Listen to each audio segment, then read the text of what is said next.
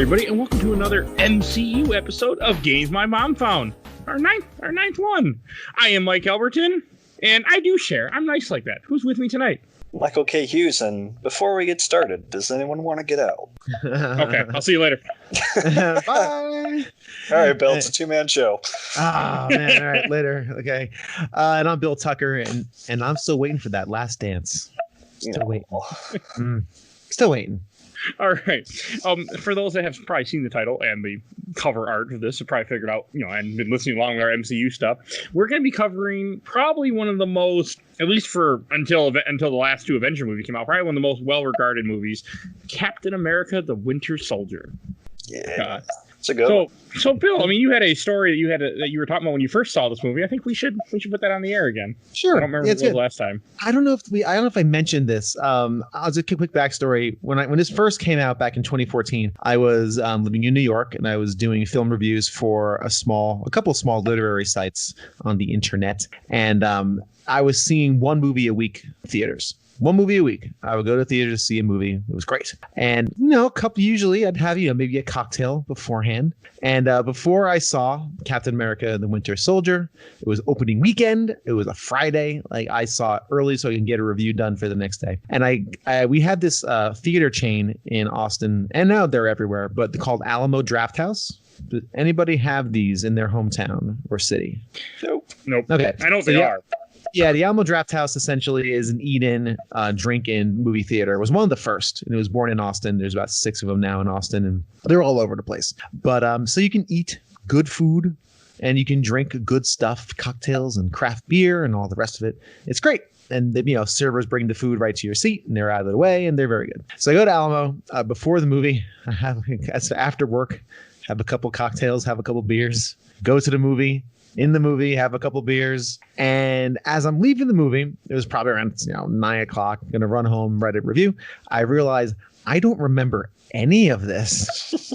I have no recollection of what happened in this movie, next to zero. And watching this movie for the first time, and probably since then, I recollected 15% of it. I'm kidding. 15% of it was vaguely, I'm like, oh yeah, that's right, okay. And I had to write a review for the next day, and I was trolling the internet for spoiler sites. How you avoid those normally for new release movies. I was looking for spoilers. I have the review still. I have a link for it somewhere in my archives. I was going to pull it up and give it a read beforehand, but I did not. I'm sure it's full of vagaries and whatever blurbs I saw on Rotten Tomatoes, hey, a well-crafted film. Captain America does a thing. Who is the Winter Soldier? Who really knows? Maybe the Winter Soldier is the friends we made along the way. That's right. That's right.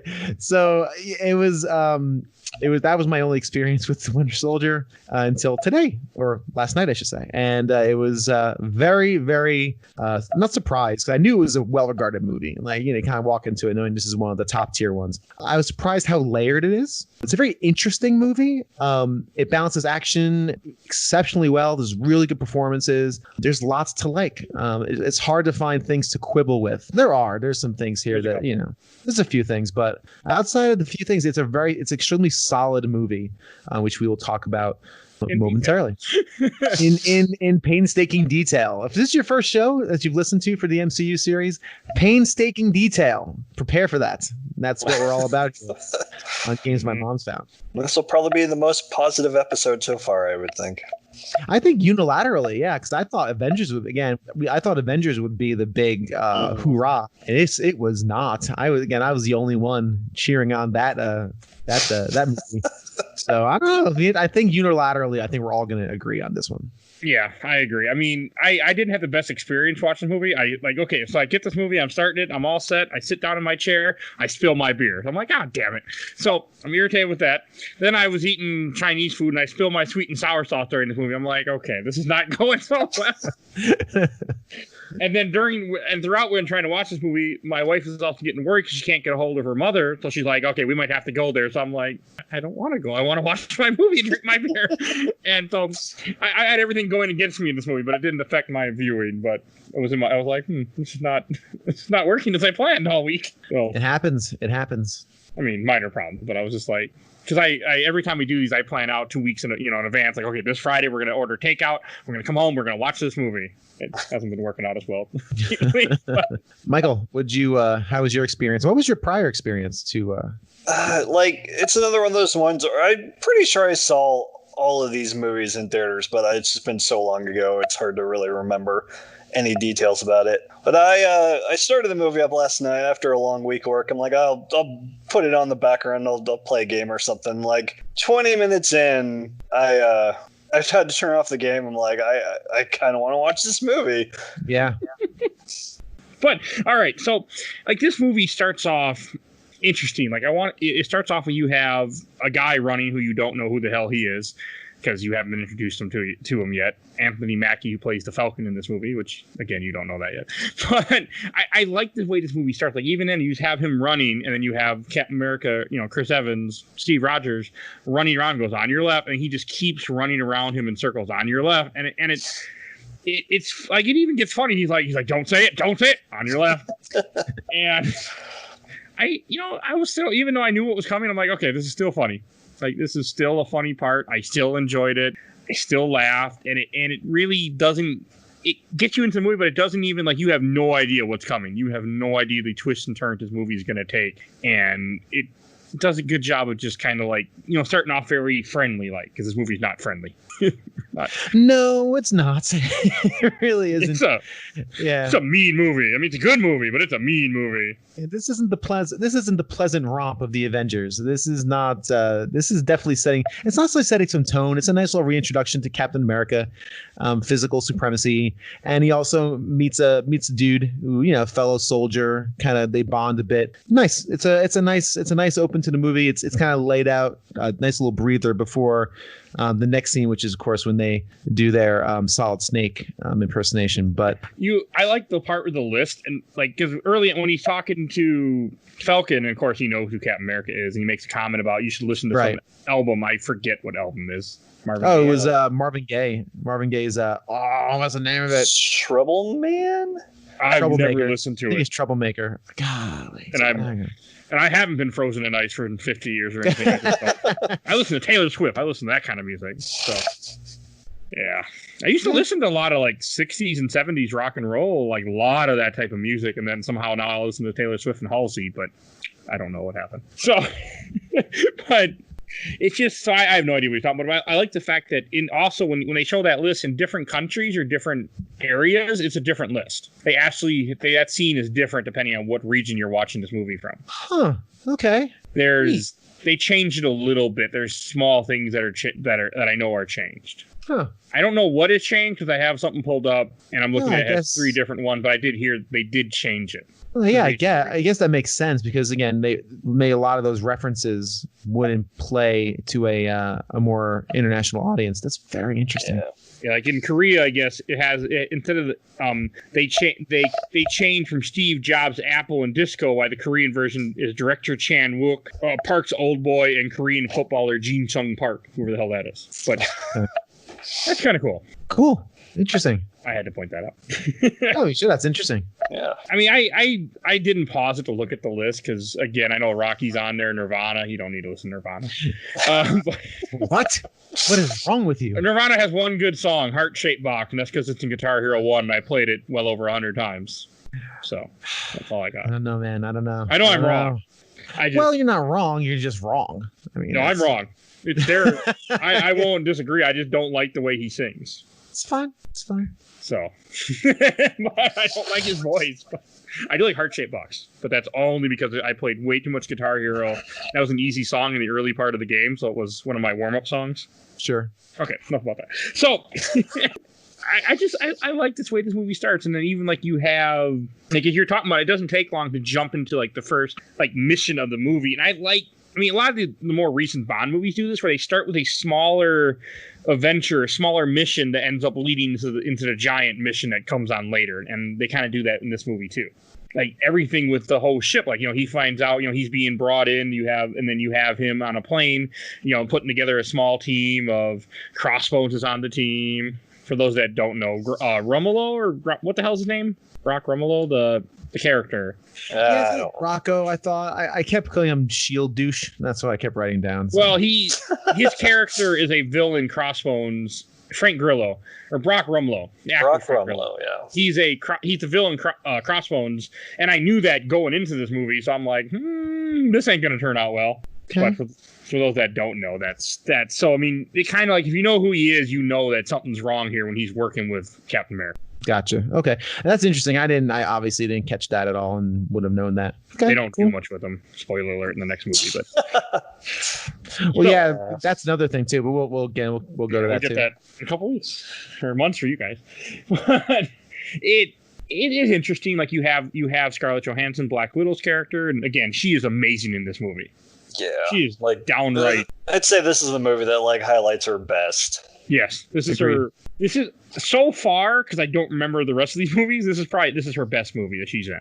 Yeah, and her best performance of just the way the character is and what they give the character. Yeah, I feel like it's the one that she has the biggest focus in too. Because like in Avengers, she's still just one of 12 characters in that movie. Still and this one fast, but yeah, and this she's like one of 4, so she gets a little more screen time.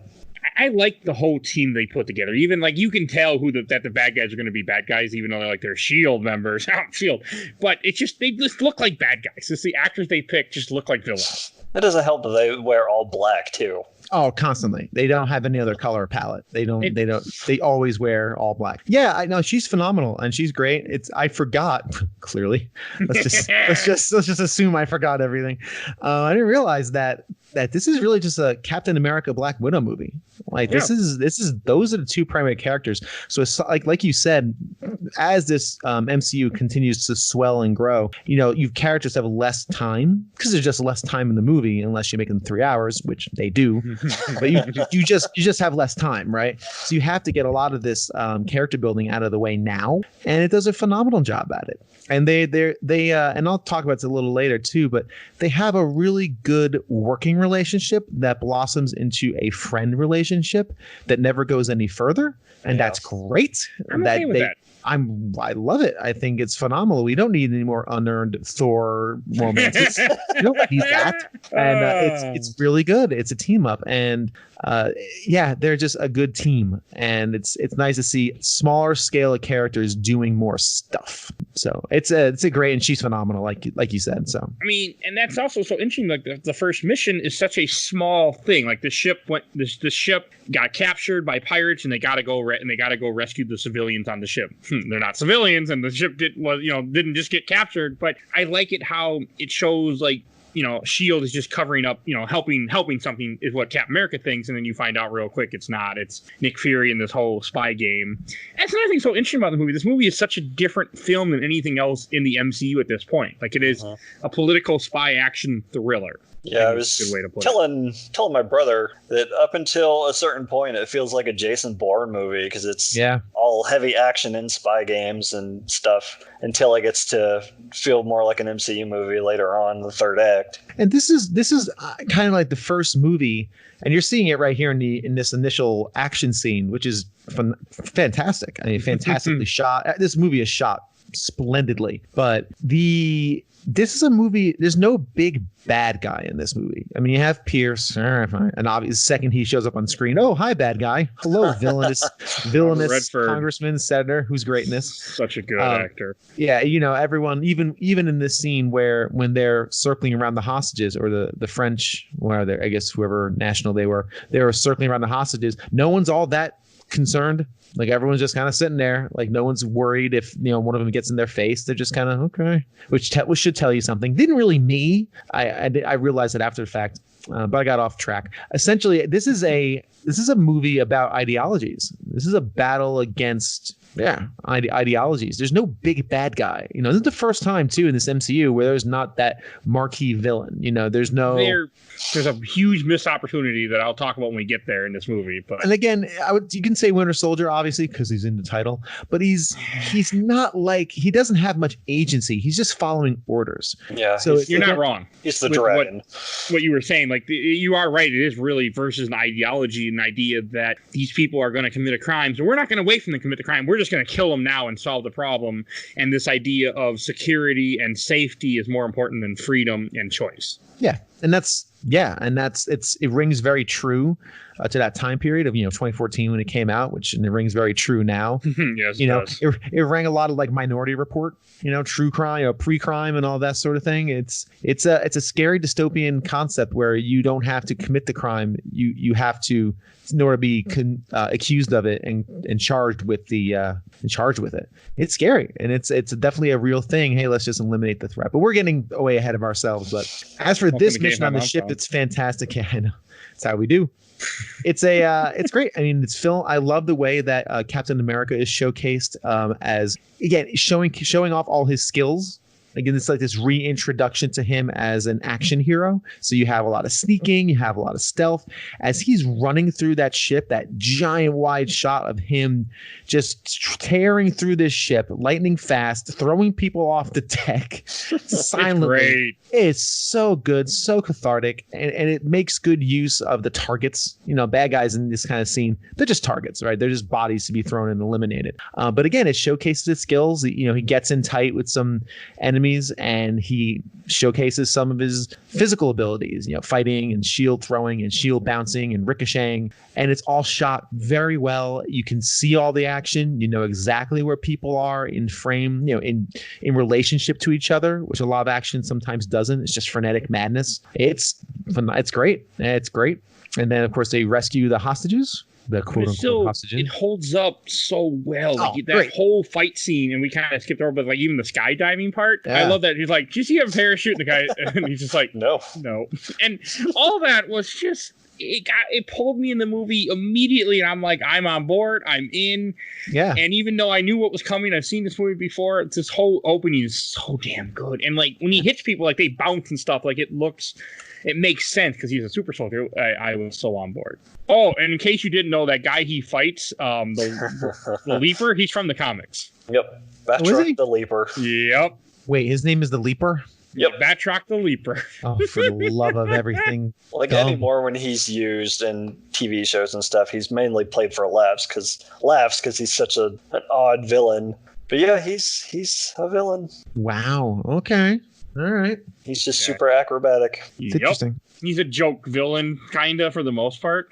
He's not what I would consider he's not like any type of, A-lister, B-lister. He's from 1966. He's just he wears a big purple jumpsuit, and his special ability is jumping and stuff like that. Like he just said, being acrobatic. Like it's nothing. He's really stupid. That fighting style is very cool, but the fight itself is pretty neat because, again, it's a different side where it forces Captain America to be truly physical and just physical. Like he's really not terribly nimble in this because, again, they're doing that weird jumping over somebody while standing still kind of move. The only thing I can remember was there was a movie called, oh no, it was in my head, it's gone now. Was it called Kiss of the Dragon? It was like a Jet Li movie. Yeah. Yes, and there was the big bad that he fights in that one does that same fighting style where it's kind of like this weird leap without, like I said, really moving your legs. It's strange. It's very cool. It's the movie where he kicks the pool ball out of the pocket and catches it in midair into the guy's forehead. Yes, one of my first DVDs, actually. Yeah, me too, I think. And there's another part, during this whole, when they're on the boat, you have because he shows you what Scarlett Johansson, Black Widow, is doing, and there's a scene where, because they're all, Widow's rescuing the hostages, in quotations, and as she goes down into the, bottom part of the ship, and she does, the whole elevator scene where she, just kicks the guy off and is choking him while she's using him to get down. That was fucking awesome. I really love that scene where she's lowering down and just shooting everybody. Yeah, it's pretty great. And this is also, I want to say this is the first time that she gets where they start really having her use the electric power, where she's constantly shocking everything. Yeah. I noticed that. This is the first time she utilizes that. Yeah, because it wasn't Iron Man 2, and it wasn't might have been in Avengers a little bit. It probably wasn't Avengers a little bit, but I was too busy crying that the movie wasn't as great as I remember. But it really showcases it in this movie, and especially Age of Ultron when we get there, unfortunately. The Widow's Kiss. You made it all some dumber, but yes, you are right. Yeah, that's what it's called. I know. And it's so cool. I love how they really use that I used that to play off in this movie. And we were talking a little about like the fighting. Bill's right. That was a cool scene. Yeah, everything about this is really great. And even at the very end when Captain America runs in and he sees Black Widow downloading all the info. I love that. She's like, "What are you doing?" And, yeah, that's it. And obviously right away it's like, okay, there's something strange going on. And then they get, even when the big grenade, I think it was a grenade, and they get blown up, and yeah, forgot what else she it gets was. injured a little bit, and she's kind of like, and I think what's really interesting, is that as you see it, like she kind of loses her. She's always kind of has a certain I can't think of the word all of a sudden. She's very controlled the situation. She doesn't really show her feelings, but in this movie, periodically throughout this movie, they show her kind of getting broken a little bit and being a weaker and unsure of herself. Mm-hmm. She even has that line later on. She's like, "I only act like I know all the answers." Yeah, and it's so good. And there's multiple lines in here where she's like, something about her identity, and it's so good with her. Like I think this is the movie that really made me fall in love with her character. This is the one that does it. Mm-hmm. Totally. Yeah, this is the one that really cements and really develops it, and develops her as. And again, a lot of things too here, because it also spends a good amount of time talking or alluding to her past, which we again know is checkered at best. But that'll come to fruition way later in this film. In November, when they release that movie later this year. Yeah, a little taste of it in Ultron. You do. And the saddest scene is still when I was at Walmart. We're recording this in June 2020, by the way. When I went to Walmart and I saw Black Widow Funko Pops, and I'm just like... I've seen a lot of Black Widow stuff and a lot of Wonder Woman 84 advertisements. Yeah, and I was like, well, this wasn't released timely. Yeah. It's like, I'm sure that stuff's been made months in advance, but it still hurts to see. It made me sad because I'm like, well, this ain't gonna help, because when the movie does release in November, they're not gonna be selling it. So yeah, made me sad. But that's neither here nor there. But, like this movie just because right there, like you were saying with Black Widow, like it starts the whole idea that Captain America doesn't really know what's happening. He's just a pawn in this game, of the spy game, and Nick Fury is in charge of what's happening. And it really sets it. Like even their first talk, which happened shortly after this, where he's like, "I don't trust you, and I'm not. What are you need to tell me?" And he's like, "Soldier just does what he's told," or something of that nature. Yeah, I mean, Captain America's the consummate soldier. He's going to follow his orders to a T. He doesn't believe in dishonesty, which we're going to find out in the next scene when he actually talks to Fury and gets to take a look at the armada that he's. That's a good scene. It's fine. But I like we'll talk real quick. But yeah, no, it's one of the things I remember writing in my alcohol-addled brain, 10 years ago, ever it was. One of the things I remember distinctly was thinking Captain America's at his best when he's reacting, as opposed to, he spends a lot of time in this movie reacting to things and, just trying to figure things out on the fly, when I never really caught how good of a leader he is. Because again, in that opening scene, before they jump out of the plane, he's giving the orders and people are just following him. Yes, sir. He has no rank. He's Captain America, so he's Superman. So sure, they'll listen to him, but they don't have to. I don't think he has any superiority, military wise. It's just S.H.I.E.L.D. It's not, they're not. Again, they're not the army, but they listen to him because he's authoritative. He's decisive, and he will jump in first and do the risky stuff, and then everyone else support. And it's really cool to see that, but it's also really cool to see him not know what to do, because a lot of this movie, he's just trying to figure it out, which we will, of course, get to eventually. Which is what's another thing that's so good about this movie, is that he's never completely sure of what's happening. Just like the audience isn't really sure of what's happening. You're just kind of going along for this ride, and you are in Captain America's seat where you're as confused as he is. And it's kind of nice that the main character is just kind of trying to figure things out. Along with us. Yeah, you don't know what's going on. He doesn't know what's going on. So it's kind of like a surrogate almost for the audience, which is great. And it's a nice kind of almost a conduit from the audience over to the film and the story they're trying to tell. Yeah, and we'll get to it. Yeah, I'll save some of these for later, because we have to go back to S.H.I.E.L.D. headquarters, where Captain America and Nick Fury have a battle of ideologies. And it is right here, right before the Helicarriers. Yeah, they get to the he gets to S.H.I.E.L.D. headquarters. Cap's not pleased with Fury's sneakery, and his misdirection. He basically explains the theme of the movie, which is, I can't trust you. I need to work with people I trust. And Nick Fury's like, trust no one. He's basically kind of saying, look, this is the way of the world. This is the way this world works. We got to be sneaky. We have to play every advantage, play every card. It's a very interesting scene. Two guys who genuinely respect each other, just having diametrically opposed viewpoints on how these kind of battles should be fought. But he does put the doubt in Nick Fury, which ends up, I think, leading to Nick Fury's, death in a couple scenes later. When they're talking, he's like, and they're talking about the helicarriers, the whole, like we were mentioning earlier, the whole idea that you can stop a crime before it happens, and you'll just take out people that are persons of interest. And he's like, is that really a good thing? And he starts to make him wonder, like, maybe I shouldn't be doing this. Maybe someone is, in S.H.I.E.L.D. that I don't know about. Like the idea when he tries to get into the flash drive and it's locked by him, but he didn't do it. Right. And was that this scene or was that later? But I guess it doesn't matter. It's all around this part. Okay, yeah. And the one thing I do want to point out, and I'll let Michael chime in, is there's a really great scene when he's taking him down to the bunker, where all the helicarriers are and, where Project Insight actually lives. That scene in the elevator is a really good example of what the Russo brothers do really well. And we didn't really talk about the Russo brothers as a directing team. Not at all. But this is something, and this is kind of one of the things when I look at it and say, okay, this is why you direct all of the 10-pole Marvel movies. Because they, as we all know, they directed all the big ones. They directed Civil War. They directed, again, Infinity War, Endgame. And Endgame. And this is why, because this is a nice, neat little scene of friendship, kind of just chatting along. They just had an argument or a disagreement.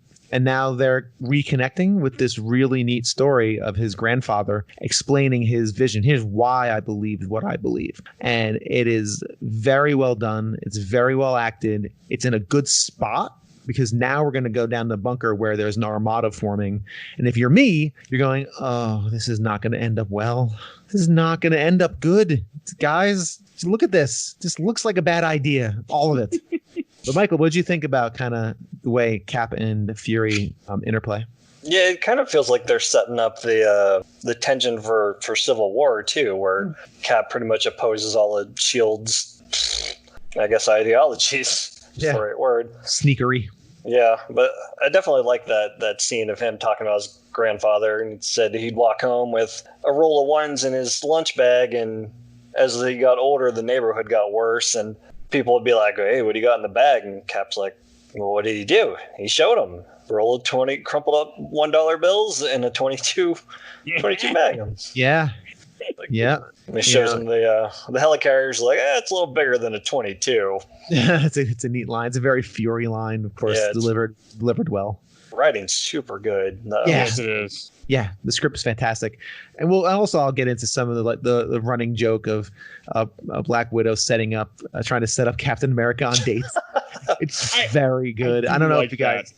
I really dig that. It's interesting, and also just on a side note, as if we don't have enough side notes already in this show. The idea of neutralizing threats before they start, I could see some people being into that, being like, okay, yeah, you know what? Why wait for the threat to happen? Let's just take it out now. I think it also can divide the audience into two. Maybe some will decide with Fury and some will side with Captain America. I'm on Team Cap with that. I despise that kind of thinking because it assumes that people can't change and people can't grow. It just assumes that you are who you are regardless of where you are in life. So yeah, I don't know. I'm not a fan of that, but what do you guys think about it? Well, it leads to so many problems, that idea that if you are just going after people because you think they're going to commit a crime or you think they're going to do something, is that you're going to take what your parameters that you're going to fit people into is eventually going to get bigger and bigger and bigger. And the next thing you know, it'll be a lot like with World War II, that same idea that they came for the Jews, I said nothing. They came for the communists, I said nothing. They came for me and nobody was left. I know I'm shorting it, but it's that same idea. And that's what you risk a very fine line that you can cross real fast. You'll be in a lot of trouble socially. No, did you have any thoughts, Mike, on that? No, not really anything bad. You guys pretty much nailed it. Okay. Another thing that we kind of been referencing about the MCU movies is this was actually the Russo brothers' fourth movie they ever directed. They've done TV show, but it was their fourth actual movie. I think that's kind of impressive. Indeed, they did a lot of the Arrested Development. They did like 30 something episodes of Arrested Development. I can't remember what other movies though. I'm looking it up now. You, Me, and Dupree, and Welcome to Collinwood, whatever the hell those are. Okay, no. You, Me, and Dupree I've never seen it. not well regarded. But again, this is a good example of Marvel picking directors that no one had heard of. How'd that go in Thor: Dark World? Well, hey, listen, you know, having a 600 batting average isn't bad. I mean, that's pretty dang good considering. Yeah, he did, you know, Welcome to Hollywood, You Mean Dupree in 2006, a bunch of episodes of Arrested Development and other shows, and then 2014 Captain America. So there was a 8-year gap between their films. And again, you would have never thought these guys would be any good at making these movies, but man, they are. So yeah, and this is what leads to. I mean, this opened because of Winter Soldier opened the door for them for the rest that we were talking about. It's so weird to hear their name be like, yeah, they're pretty much unheard of. When after these movies, they're like huge. Oh yeah, the Russo brothers. Yep. So, Mike, what did you think of the whole world, the Captain America Museum? I should call it what it is. his exhibit in the Smithsonian of all places. So good. Yeah. Go ahead. Which is the second reference we've had in the museum, because when he's running with Sam at the beginning of the movie, Black Widow pulls up in her badass Corvette. Oh, yeah. It's like, hey, you guys know where the Smithsonian is? I'm here to pick up a fossil. Yeah. Man, really funny. No, I thought it was good. I'm down with that. Yeah, so I feel like we've had it happen before in the other movies, but this is definitely the first time I noticed whenever a Marvel character is sneaking around, all they do is put on a baseball hat. That's very funny. I said the exact same thing. That baseball hat just tilted a little lower. If no one sees half my eyes, I'm actually good. I'm one of the most famous people in the world, but you know, just throw on this baseball hat and I'm good. Like, this is one of 3 times we see it in this movie, and they finally like joke about it in Ant-Man and the Wasp, which we'll get to many months from now. But it's so funny. I'm gonna go ahead and quote it. So we're not sneaking. We just look like ourselves at a baseball game. But yeah, it's cool to see Cap taking in basically the way the world sees him, because they're just singing his praises, and this is a clever way to give us some exposition of what happened in the first Avenger too, because it goes through the whole Howling Commandos, and we find out more of Bucky's backstory. Well, they recap it to kind of refresh everyone's memory, just in case Bucky should show back up sometime in this movie, which that seems unlikely. I mean, it again, it pays off, but you know, and I like how they give you parts from the past movie without feeling like it was too much or without feeling like you're just shoving it down your throat. You know, so I enjoyed all the flashbacks that they do have, even some that were brand new. Like when you have him, one scene that really hit me, which is right after this, is when he first visits Peggy, and she's like, you know, talking to him, and you know, like I wish you had got to live your life. And then there's a part where she goes to like get a drink of water or coughs or something. And she's like, Steve, you're alive, and I had forgotten that she had Alzheimer's. Mm-hmm. And it's heartbreaking. I can't mentally handle that scene. That's anytime there's a scene of like an Alzheimer's with that kind of disease where someone's literally their life is being withered away, both mentally and physically. I can't even mentally deal. It's so hard. I was like, no, that's right. I forgot that too. So it was, that's just brutal and beautifully acted. It's a really lovely scene. But I just want to circle back a little bit on the Smithsonian and the Captain America. Like you said, Michael, it's a really great reintroduction. It's such a smart idea. This movie is full of really, really good ideas. Talks to the writing. Having that kind of museum makes sense. You know, living legend. He's a hero, American hero, and having us relearn what happened in the last movie, because it's been a few years. Kind of just get reintroduced naturally to Bucky. Although I don't know why you would have a memorial to Bucky. Like, why would you have his best friend? Because he was part of the Howling Commandos. Yeah, I guess so. That's a good point. And he did give his life, so I can buy it. Even like besides from a plot standpoint, I can buy it. It felt very plotty to me, but again, it gives Captain America an opportunity. You partly remembered the plot, so. Yeah, I will. Yeah. This is one of that 15% that you remember. Yeah, I didn't remember any of that. Are you kidding me? It was like, oh, he's in the Smithsonian. Neat. That's cool. And also there's a really, really touching moment that, again, I really loved in Captain America and First Avenger, when they're panning across, you know, all the exhibits and such, and they have a shot of the of the poster that he stood in front of when he was first really small and wimpy. It's kind of showing the audience, Yes. I don't fit this. Yeah, or it's like, are you this tall? And he is clearly not. And there's a little kid getting his picture taken by that same thing. And the camera actually lingers on that a little bit, which is very good filmmaking. I was like, oh, that's cool, man. He's a big, strong dude now. You can fill that uniform. So that was a cool scene for me. But if we're going back to the scene with him and Peggy, beautifully acted, just touching, re-cementing his love for her and his devotion to her, even though he knows he'll never get her, or have her. I should never have her. What was that? Okay. Nothing at all. Okay, yeah. You know where I know where you're going. I wasn't drunk during that one. So yeah, it's just a really touching scene. It's very well acted. Yeah.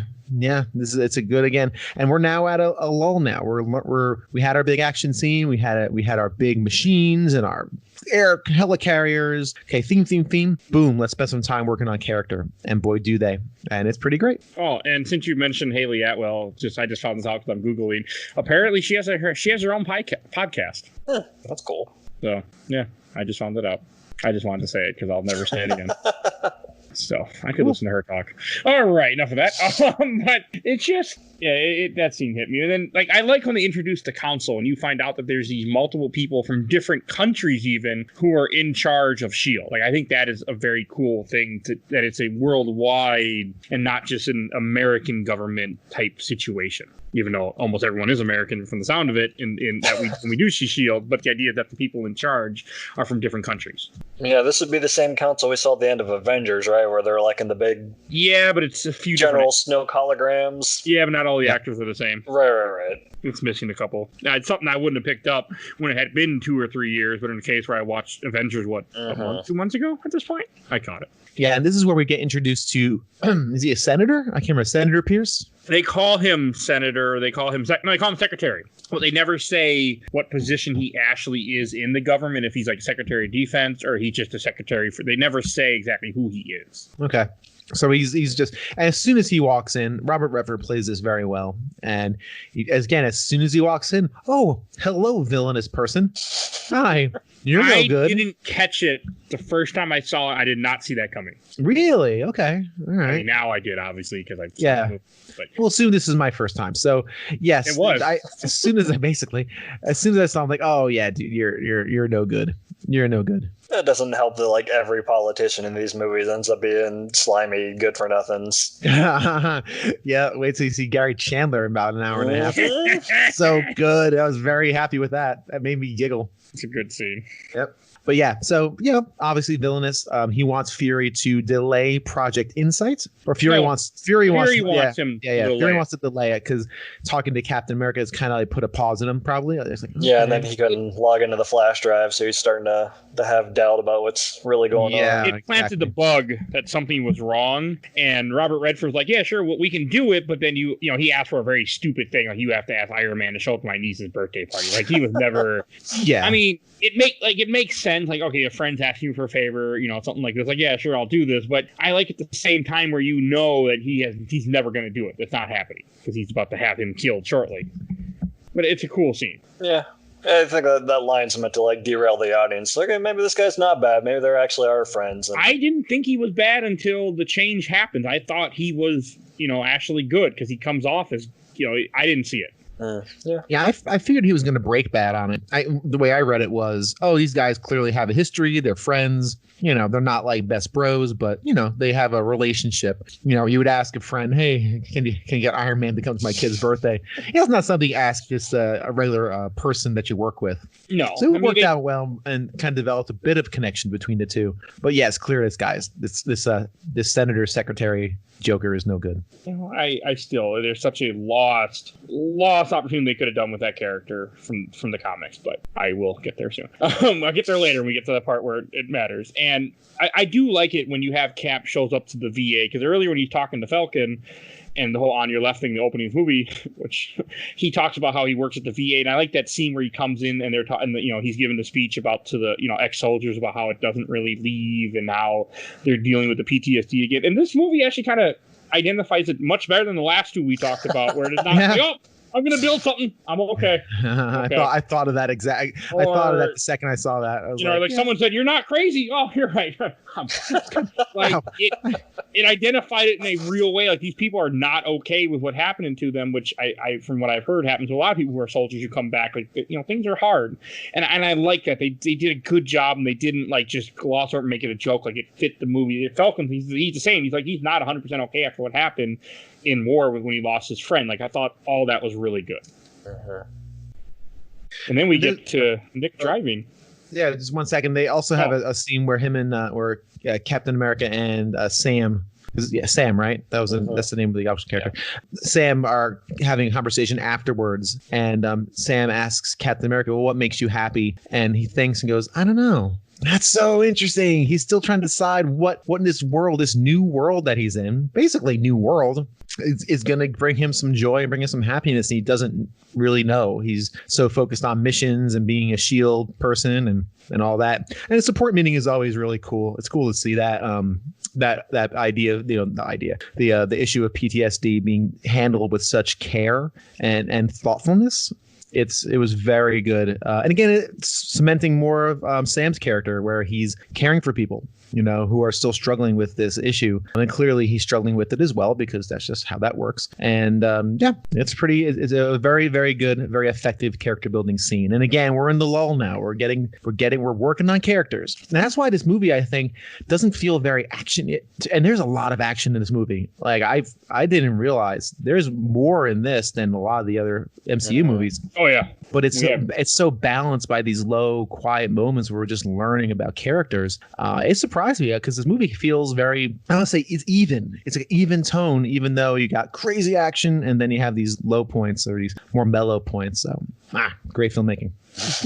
Yeah, they do a really good job of balancing the two. You're 100% right. Like even like the whole part when like the whole Nick driving starts, it starts off very basic, very normal. He's just driving along, and I like how it doesn't take long where everything goes to shit. Like when the cops show up the first time and they both look at him. And one thing I didn't catch before, every cop except for one when he's shooting them at some point or the guy's trying to get into his car, every single one is wearing sunglasses. And all I can think of is Agent Smith and, Matrix. But I like that idea that they wanted them to be faceless minions. They're not like, oh, you don't recognize.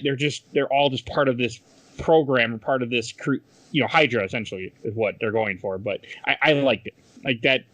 God, that scene is good, too, though. Yeah, like he's just like sitting at the red light and he looks over and he's like, look at these assholes staring at me. And he's like, my car's on lease, or you want to see the lease? You want to see the lease? Which, very good. I mean, that scene still rings true in 2020 where we are recording this in June, so who knows what will happen by the time I release this. But it's that it makes, especially everything happening. I mean, because I'm a white guy, so I don't know. I haven't experienced any of those type of things, but, just seeing what's happening in our current world, like it makes sense. Like that line makes a lot more sense. It made sense then. I understood what they're going for, but the whole idea of how, like, he's joking, but at the same time, he's not completely joking because they're already kind of judging him. I mean, they're going to kill him because they're Hydra. But. Well, yeah. I mean, again, with everything going on right now with Black Lives Matter and that whole story, the movement, I should say, that really rang true. It was, I didn't steal this. Hey, cops, I didn't steal this. Stop staring at me. I own it. Was very timely. When it didn't mean to be back in 2014, obviously. It was more probably just a throwaway line, a neat line for him to say. But today, it definitely runs a lot harder. Like, golly, okay. Yeah. When you think about it, like you think about things that have happened with cops and brutality and people being shot when just for nothing really, like they shouldn't have been shot. And that whole idea, like it hits a lot more true. I'm like, oh, well, I just thought about that. Like, when I was watching it this past time, something I wouldn't have thought about before as much. Yeah, and going back to the actual action of it, like you said, Mike, I love this scene. The action is so well choreographed. I love the idea of using, obviously at first he's shooting, they're shooting up the truck and the armor, counter is going down on this robot truck and he's arguing with the robot. Like, all right, well, how about the ejection? Not ready yet. How about this? Oh, it's not working. Is anything working? And he goes, the air conditioning functioning perfectly. It's so funny. So you have these blasts of a comedy in this very serious situation. And I really do dig the way they utilize the truck as a weapon. So like he's bashing people out of the way when he's kind of like when he's stuck in different parts of traffic. You know, he's like backing into people and swinging it, and very effective use of space, very effective use of setting, and fantastic. And of course, Michael, what'd you take away from that? This is the scene that like had me fully focused. I'm like, okay, I need to be watching this movie because this crap is awesome.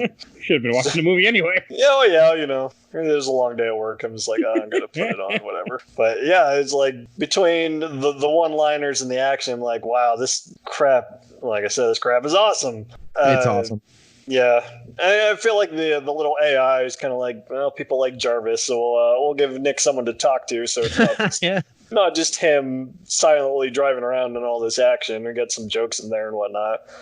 But yeah, it's great. They don't fall flat. They don't overpower the moment. They just work. Mm-hmm. Yep. And as we've said before, like the comedy feels true to the character. It's not forced in or whatever. It's just Nick being snarky. Yeah. Yeah, just Nick being Nick. That's really. I also love that whole battering ram scene when they pull out the battery ram. Like that's really good.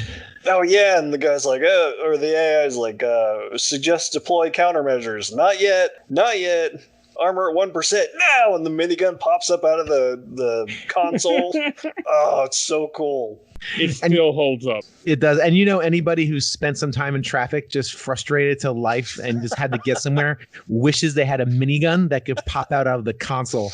And it was just visceral and it was almost silly. It was almost cartoony. But again, a lot of this stuff you have to kind of hand wave because it is a comic book movie, right? You know, minigun in the console. But yeah, just everything about that scene was really effective and good. Until, of course, that's when does the Winter Soldier show up in that? The titular Winter Soldier. Yes, he shows up and does one thing that causes all the havoc.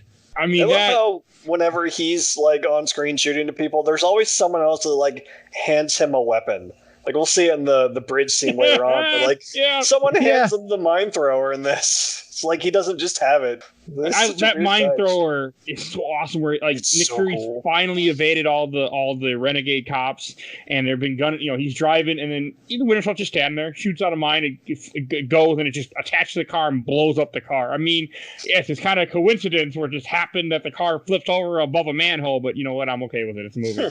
But Winter Soldier is just such a badass. Like when I first saw the movie, I knew who he was because he's in Marvel Ultimate Alliance. That's the only reason I knew who he was. So I kind of knew where they were going, but it's so awesome the way they do it. And the way, like, for how much of this movie, you don't know who he is because he's wearing goggles, he's wearing a mask. You can't tell who the actor is. I mean, you can just look up in the freaking credits, but if you didn't know that, you're not gonna know what's coming. I'm sure a lot of people had no idea. That's what sucks in the age of the internet. It's like, oh, this next Captain America movie is called Winter Soldier. Let's Google Winter Soldier and learn about this guy. Like, totally blow that big reveal. Yeah, I mean, and the reveal still works because there's so much emotion behind it, and they've set it up very well. It's very earned. But at this point, it's just he's a really cool super soldier. One thing about, and we'll talk about this a little more with the bridge scene, which I think is good. Not wonderful, but good. There's some really good decisions. Again, lots of good decisions in this movie.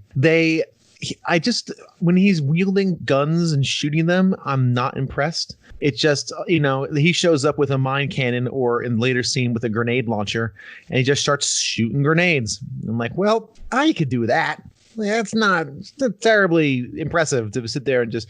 Now, when he's fighting hand to hand, that is, of course, when he shines. But him walking around like Terminator, just shooting, grenades and Gatling guns and God knows whatever else. It doesn't quite thrill me as much as the other things, but still an effective character and still mysterious, which is great. So you want to know more about this guy, and he just seems like this walking problem, which is good because walking problems are what movies kind of need, especially this time. So yeah. He does have like a menacing strut too, just like you said, the Terminator, just the way he walks, like this guy means business. Yeah, it's very good. And he has villainous eyes. His eyes are just really intense, which is really cool when you get a chance to see it. It's very intense and foreboding, which is a good counterbalance to when you actually do see it and you realize it's Bucky, that he's not softer, but he doesn't have a threatening physique, but he has these really menacing eyes, and the actor who plays him is exceptional. He's very, very good because he tells a lot of his story with his eyes and how he portrays the character. Really, the most you get for most of the movie is through a mask, and to connect with the character and have that interest and intrigue and threat. Beside the fact that he carries around, he has a guy who just hands him weapons, like Elizabeth in BioShock Infinite. It's pretty. It's good. He's threatening, and when he comes on screen, you know bad stuff's about to happen. And another thing I do want to point out that Alexander Pierce was not. He's in the comics, but he was not a Hydra agent or anything. He just was a random character that was a SHIELD agent. So he was never. So no one would have seen that twist coming. Other than a film buff, not comic people. Just to put that in there. So then Captain America goes home after a hard day's work. I like this. I don't like what they did with her character so far. I think her name is Sharon. Is it Sharon Carter? Yeah, it's Sharon. Or Kate, as she tells Steve here. Yeah, I mean, I like the actress. I can't think of her name all of a sudden. Anybody? I'm looking. What's her name? Emily Van Camp. Yes, Emily Van something. Okay. Van Camp. Yeah, she was in the show Revenge, so a lot of people probably know her from that. Okay, I've never seen it, but I haven't either, but I know it exists. Yeah, it's a cute scene with him being flirty and fun. He's like kind of like trying to get out of his shell a bit. Nice little character building. He asked her out kind of for coffee. Yeah. She's like, "No, I'm good." Yeah. Hey. You do realize that's Captain America, right? Listen. He may not be your cup of tea, but give it a shot. Well, it's Captain because America she's working for him in a way. Like she worked for SHIELD, and her job is to kind of watch over things. And I like that. Like that other thing. Oh, you left your radio on. Yeah, it's pretty neat. I'm just joking. Like I said at the open. If Captain America asked me to dance, I'd dance. Of course I would. It's Captain America. You have to dance with Captain America if he asks you to dance. So I don't know what that lady was thinking, other than the fact that she's a SHIELD agent, clearly, as we find out momentarily. When it's again very Captain America thing. He hears his music going. He knows he didn't play it. Goes in through the window and finds Nick Fury hanging out there. Again, another neat scene of them conversating, having a conversation about. Is conversating a word? Yeah, I think that works. That's fine. Okay, good. I mean, you're the writer. All right, put it in the dictionary. Oh, it's fine. Get Webster on the phone. yeah.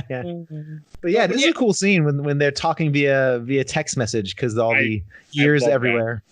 Yeah, it's good. And he's like, so me and my wife had a fight. I need to sleep. He's like, you're married. I love that.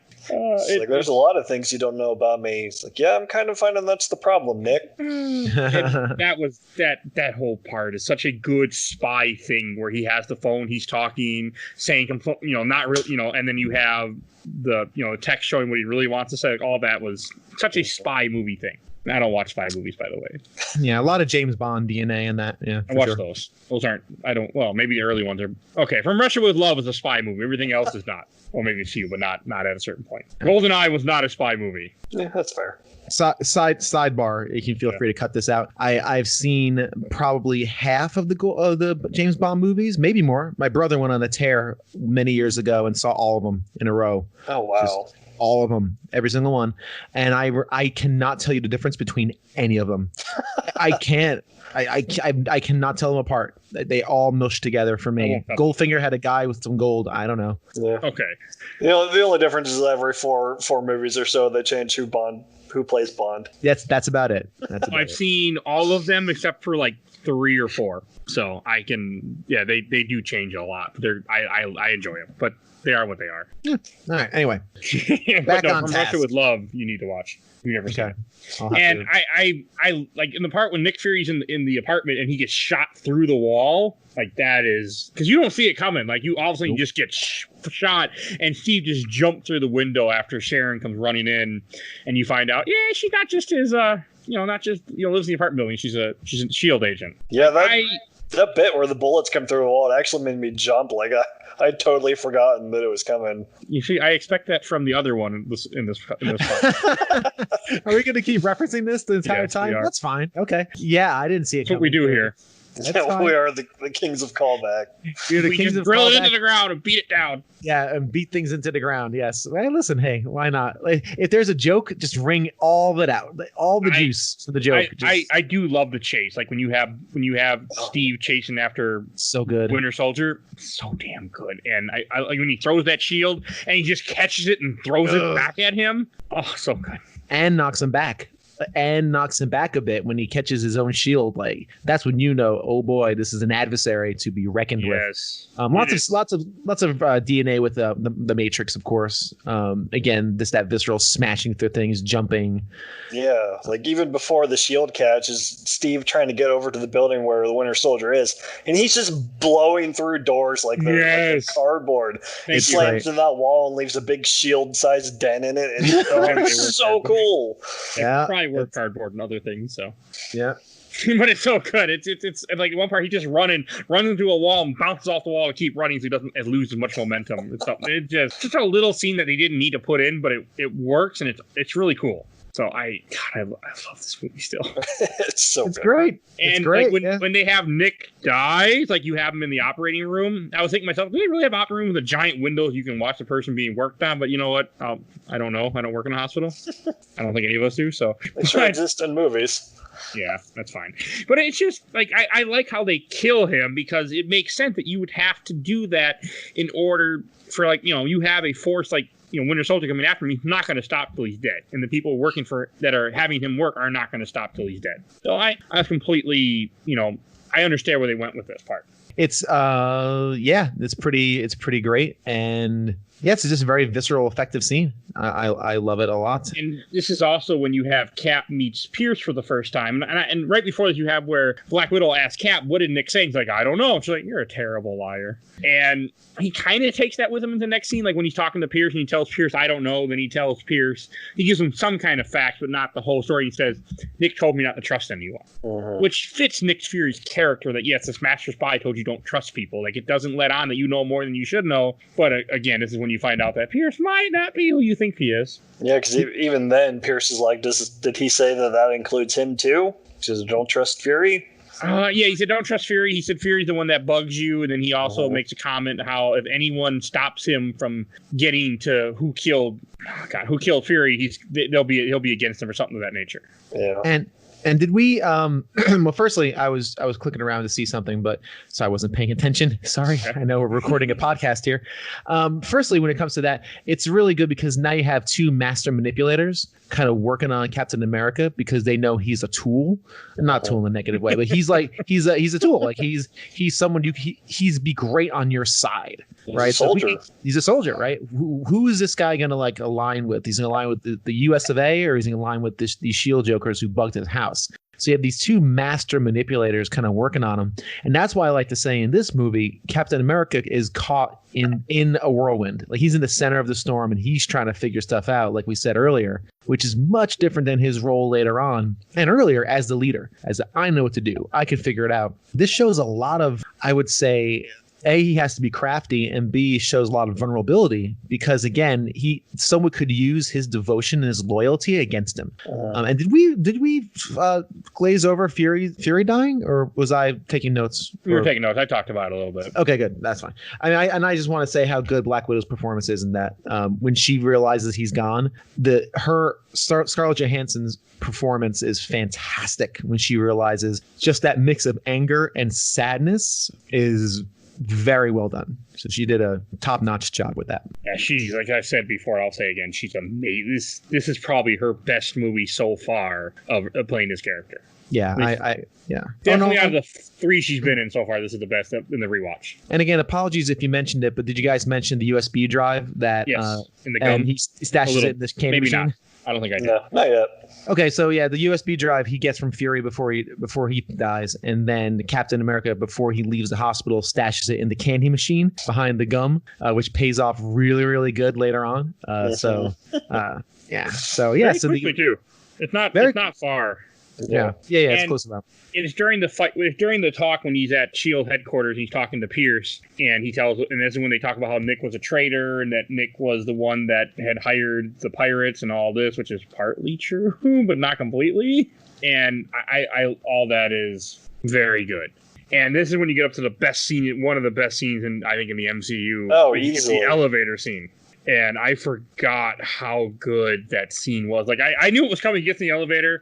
He's sitting there, and then some more people get in the elevator. And he starts paying attention right away. Like, one guy's sweating. One guy's holding his gun or something. And he's like, And then more people get in and they're all making stupid, like, oh, we're going this floor. We're going this floor. And they're talking. And right after the third group of people gets in and the door closes, he's like, so if any, what's the line again, Mike? He just like kind of sighs, like, before we get started, does anyone want to get out? Because he knows what's coming. Yeah. Like almost immediately, the guy in front of him turns and swipes at him. Oh, it's so good. Yeah, and the tension is really great as it kind of ramps up. And as the audience, we know, okay, here comes his bros. Hi, bro. And then some other dudes come in. Okay. And some real heavies come in. You're like, oh no. And I love how visceral that scene is because there's two threats here. One, there's of course the threat of close combat, of extremely close combat, which is something I don't think we've seen yet in an MCU movie. Just crazy confined space. Like, imagine fighting 10 guys in an elevator, right? Like, that's just requires a different level of skill. And plus they're smashing against the sides of this thing. It's glass. Like, it's a glass thing, so I'm always concerned, oh, dang, someone's going to fall out of this thing. Like, I was waiting for that. It doesn't happen, but... It's not a very big space at all. What's that? It's not a big space. No, it's really very cool to see this kind of extremely close combat action and fighting. And again, the final scene when he's dispatched all the bad guys and he kind of, it's an overhead shot of everyone just like lying around him. It's a great overhead shot of everyone lying around him. Door opens and there's like 50 guys with guns facing him. Yeah. So then he just cuts the cable with his shield and away he goes. Really good. Like Crossbones is like, I just want you to know, Steve, this isn't personal. And he takes him out. It's like, yeah, kind of feels personal. Yeah. So very good stuff. Good. And then Cap gets on his motorcycle and... right before that, though, is to get out of the elevator because, like, he hits the cable and then the emergency brakes kick in. He opens the door and the guys are running at him. So he just jumps out the window. He's like, I was trying to count as he fell. It was at least 10 stories up. Easy. Falls through another glass like divider and just lands on the shields. Oh my god. Sitwell's like, did he seriously just survive that? Because he's saying what everybody else in the movie theater is saying as well. Did he really survive that? I mean, that shield isn't made of cotton. It's the hardest material on the face of the planet. Like, that's not how that works. So it was a very cool little moment of the movie agreeing with the audience saying, did he just really do that?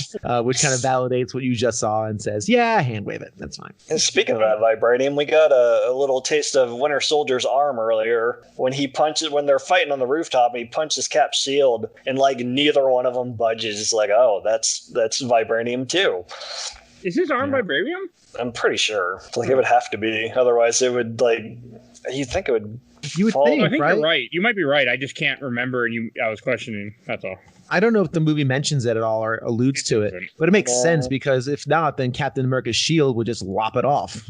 Just later arm, bling, it's gone. So it must be made of something of substance. Yeah, I suspect that's the case. Plus, this is just kind of like I'm just thinking of like the fiction in general. It's kind of what I was wondering too. Like, it would be in there. I feel like I have the power of the internet. I could click on those. Talk amongst yourselves, fellas. Well, we know at the very least when he gets his second arm in a later movie, it's vibranium because it comes from Wakanda. Yeah, but this one wasn't. Yeah. It's like, where would the Russians get vibranium? Especially in the 40s. Like the arm comes later though. Yeah.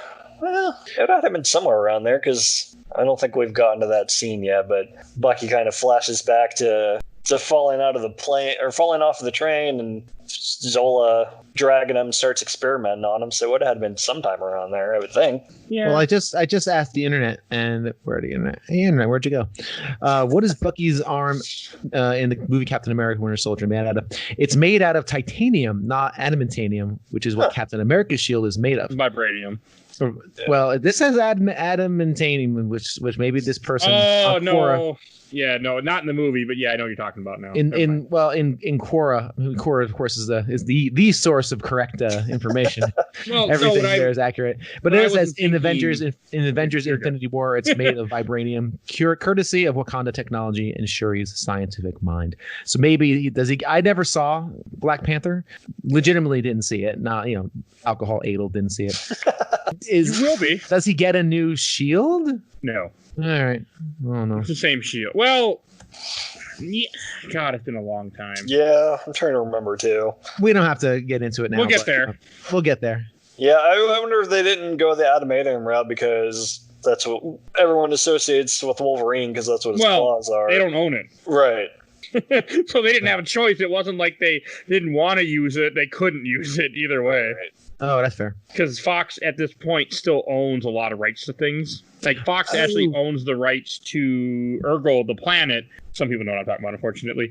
But they made a deal. But yeah, so they could never have had adamantium even if they wanted to. They had to go with something different. Interesting. Okay. All right. That's interesting. That comes bundled with the X-Men license. Seriously. You can't use this metal. But they can't use the word mutants. Right. That's true. Will be brought up later in the episode. One final thing too on the elevator / there's that Bruce Willis and Die Hard moment when I swore I thought he was gonna fly his motorcycle through that hella thing through the vert. I was waiting for him like he's gonna throw that motorcycle through it. Got a good story for this one. But no, he doesn't. He leaps over it and like Bayonetta or something else from a video game without glowing weak points, mind you. He dismantles an entire ship with his shield and his skills. They're ripping things out because clearly he saw the schematics beforehand. That was almost stupid, but it was still very cool. I was worried that he was going to jump off the motorcycle, take out the thing, and then like jump back on it before it had time to fall over. Yes, like, oh, right. Man. that would have gone over the line. That would have literally been, okay, this is stupid. My brain said, one side of my brain said that's stupid. My other brain said, shut up, brain. This is fun. That's literally what happened. When I saw this scene, I thought in theaters I loved it, but God, let's see what year. Let's say 2016, before Age of Ultron came out. And I was watching it at my girlfriend's house at the time with her kid or something. And I remember she's like, how do you do it? I'm like, he's Captain America. She's like, you're an idiot. And she wasn't saying it in a joking way. She was not a nice person. But it always just stuck with me. Like, I remember that because I got so excited to see it even. And I was like, he's Captain America. And she just looked at me like I was a child and told me that. You know what? Not for nothing. You're allowed to like stupid things. She was a bad person. Sometimes stupid things are good. A very bad person. So that's all it was. Fair. That's fair. People, you're allowed to like stupid things on occasion. It's fine, especially in the apocalyptic hellscape where we currently live in June 2020. Just sometimes just dig something stupid, stare at it and drool and be like, I don't know, it's great, and be done with it. Because sometimes that's all you got. Get them. Exactly. Yes, get your giggles where you can get them. You're not wrong. Anyway, so yeah, he jumps over. He does his Bruce Willis, and he escapes. Where do we go from there? They go to yeah. Go ahead. This is when you have the Stillwell briefing for a short part, which is when Stillwell is. This is when he's with the senator, right? When he goes, "Hail Hydra," or no, that's later. That's later. I don't remember what Stillwell briefing is then. He's basically telling them. He's basically telling Shield, monitor everything.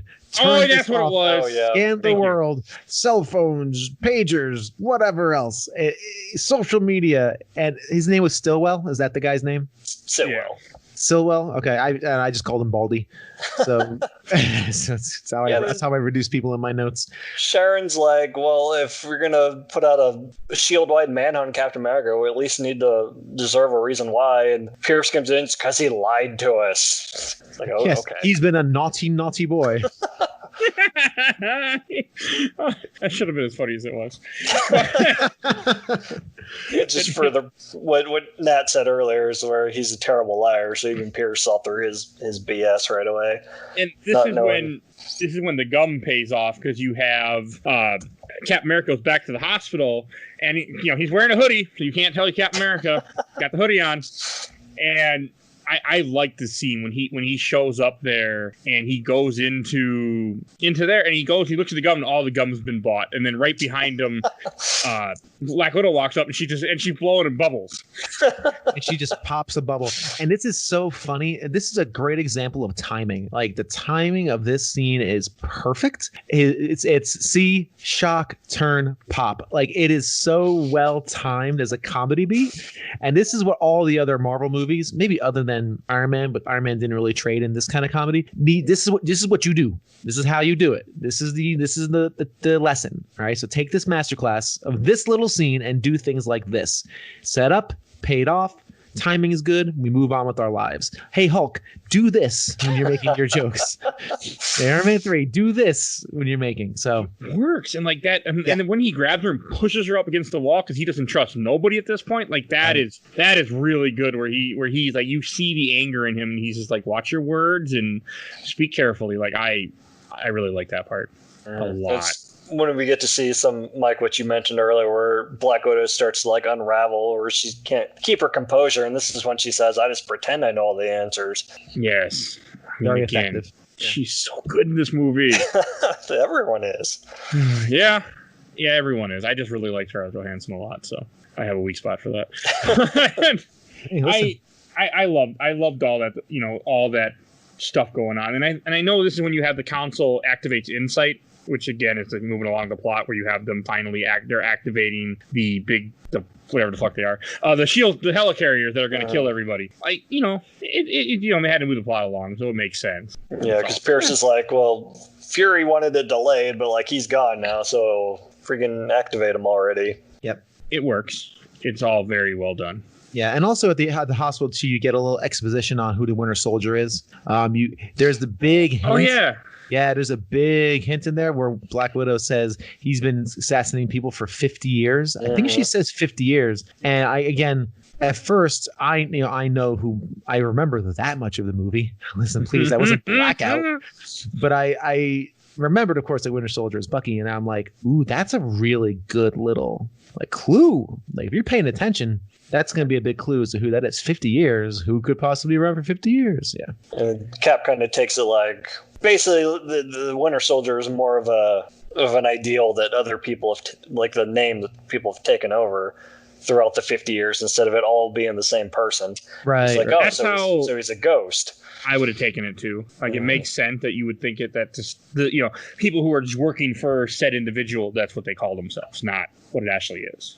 Oh, that's fair. I didn't think of that. I mean, that's how my brain would go, and that's how, like, if I didn't know where this movie was going, that's what I would have thought too. But I already knew it. So after this, we head over to we take a trip to the mall. Oh yeah, I love. Okay, this is some classic Black Widow, like everything about the mall. Where again, I like her outfit. And Bill, you'll like this. I know you probably didn't notice this, but she's wearing a necklace to symbolize one of your favorite characters. She's wearing an arrow necklace.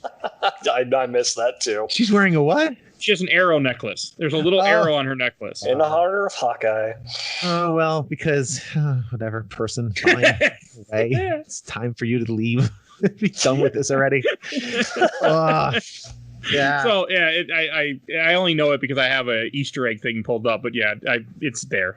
All right, fine. Okay. I would have been happier if you would set like Hunger Games or something, like completely random. That would have been fine. It's to honor Crisis 3 when you use a bow and arrow. That's why she's wearing it. Okay. Is that better? Yeah, that's fine. Okay. They go to the Apple store.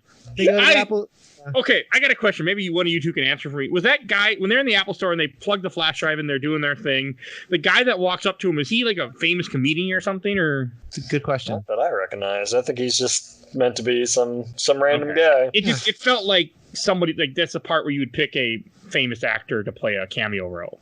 I will consult the power of the internet. But I find out shortly. I love all that. They're like, DC Pearson. DC Pearson, yeah. Never heard of him. Nope. Yeah, I haven't either. He looked familiar, like he was in a TV show or something, but maybe. Yeah, he's an actor. He's got 75 credits on IMDb, so he is someone. He's a working actor. Good. More credits than the Rooster Brothers had when they got Winter Soldier. Go ahead.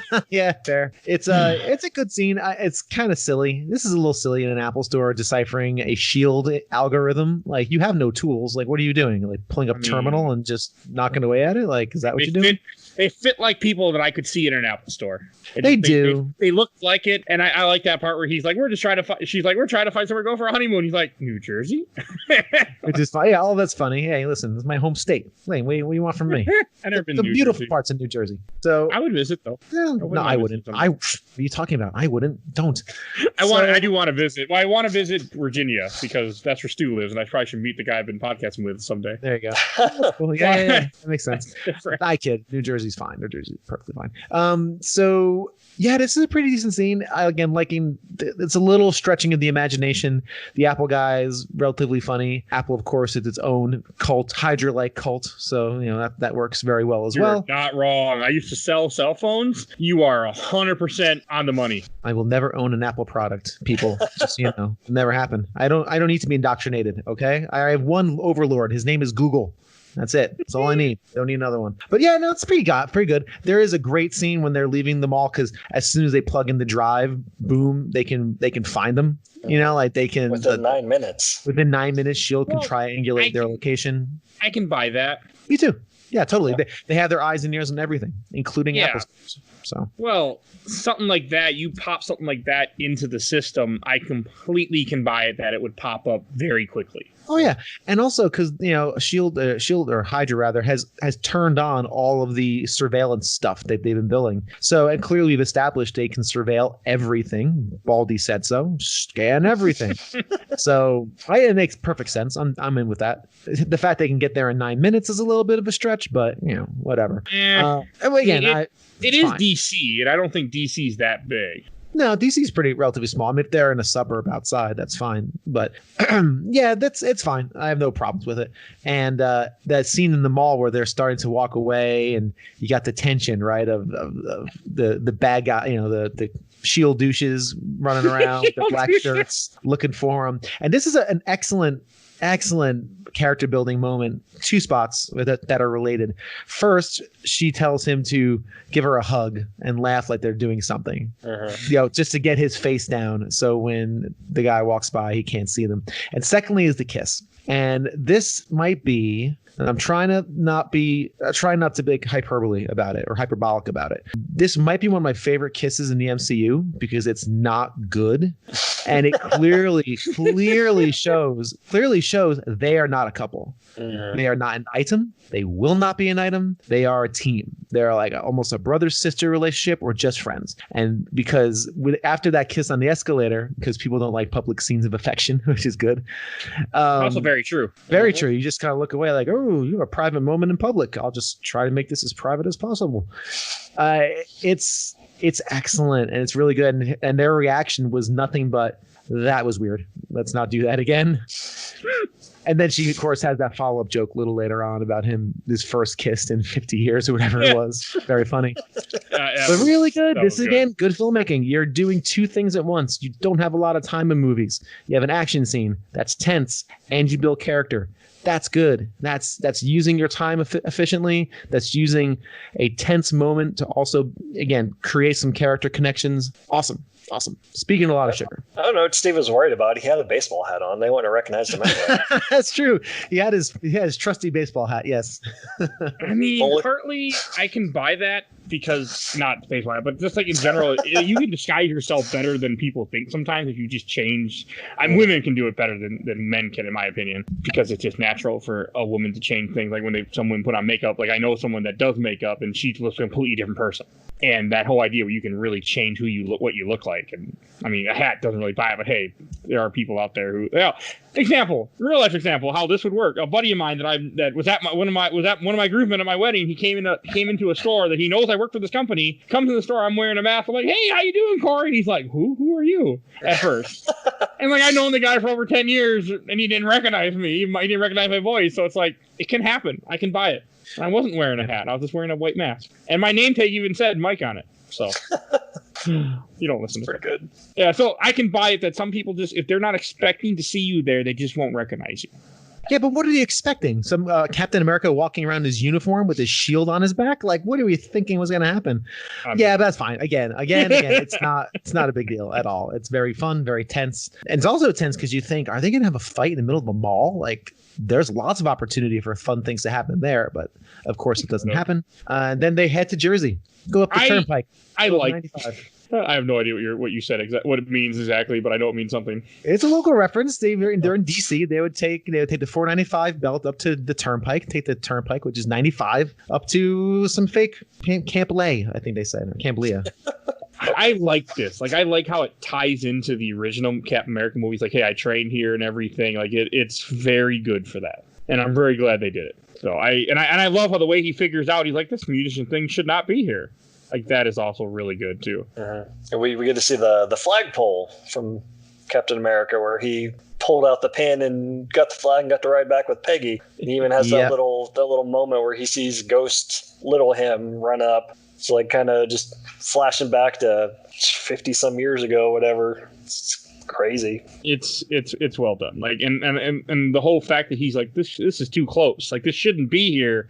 And that's what gets him to go look inside of it. And then of course you find out it's an old SHIELD barracks and it's, hidden area. It's so good. Yeah, it's very cool. A cool old army base. And again, kind of cementing for us as the audience that SHIELD was involved from the beginning. Right. And they got the old bunker. Neat that he kind of knew the regulation. He's like, that's what tipped him on. Like, armaments should not be more than 500 feet from a barracks. This thing is too close. This was not here when I was here 50 years ago. It makes sense, though. Like, somebody like that would know. And it's kind of proved that he has a very good memory, too. Yeah, he's just a soldier. Soldiers know that stuff. That's what they're drilled on. I mean, I totally buy that. That makes sense. Yeah, you are. When he was small cap at the beginning of Captain America, like, he was so obsessed with the army, he absolutely would have just poured over all the manuals and stuff. And like in the beginning of this movie, when he's talking to Batroc, he talks to him he speaks to him in French. It's like he knows other languages. Like, he would have done anything he could to have gotten into the army.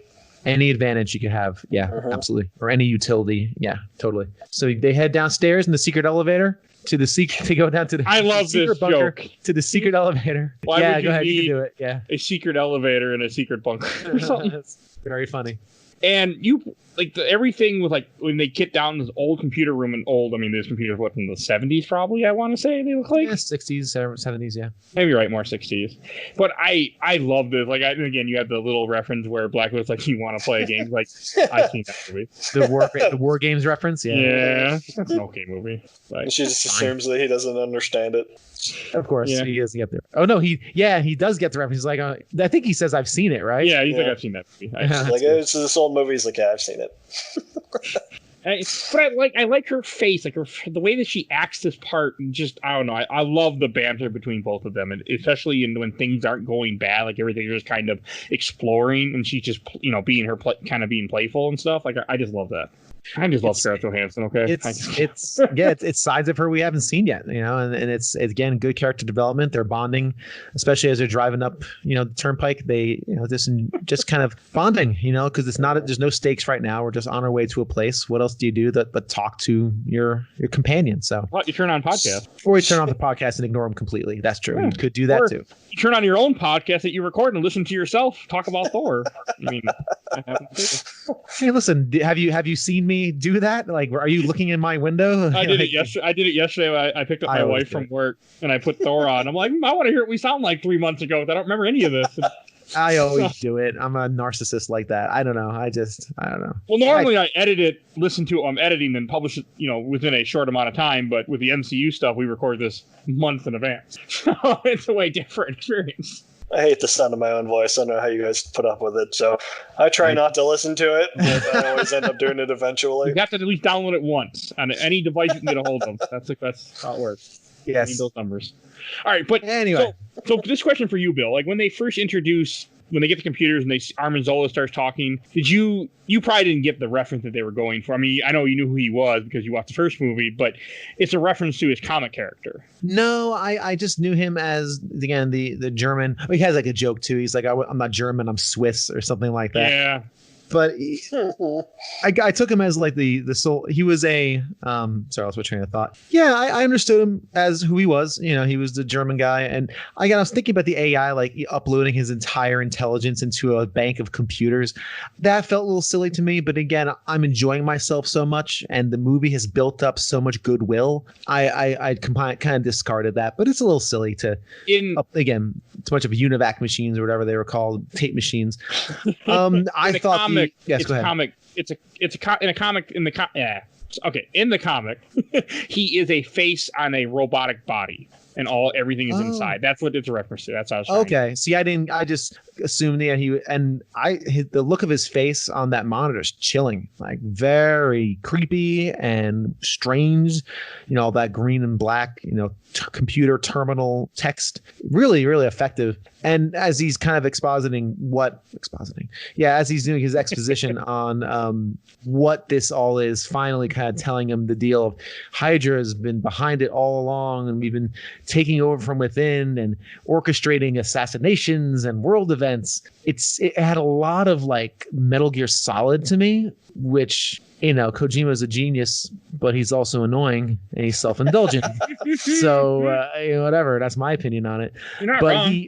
That's what it is. But he's it kind of smacked at that, and I was watching. I'm like, okay, I think I'm into this. Like, I wasn't sold with that whole scene because, again, I have this robot face telling me who was a very side character in the previous movie, but it sets it all up, and it sets it up for a very strange moment. Well, I'll let you guys talk about it before they actually explode the entire bunker because I don't know. AI told them to. I didn't quite catch that.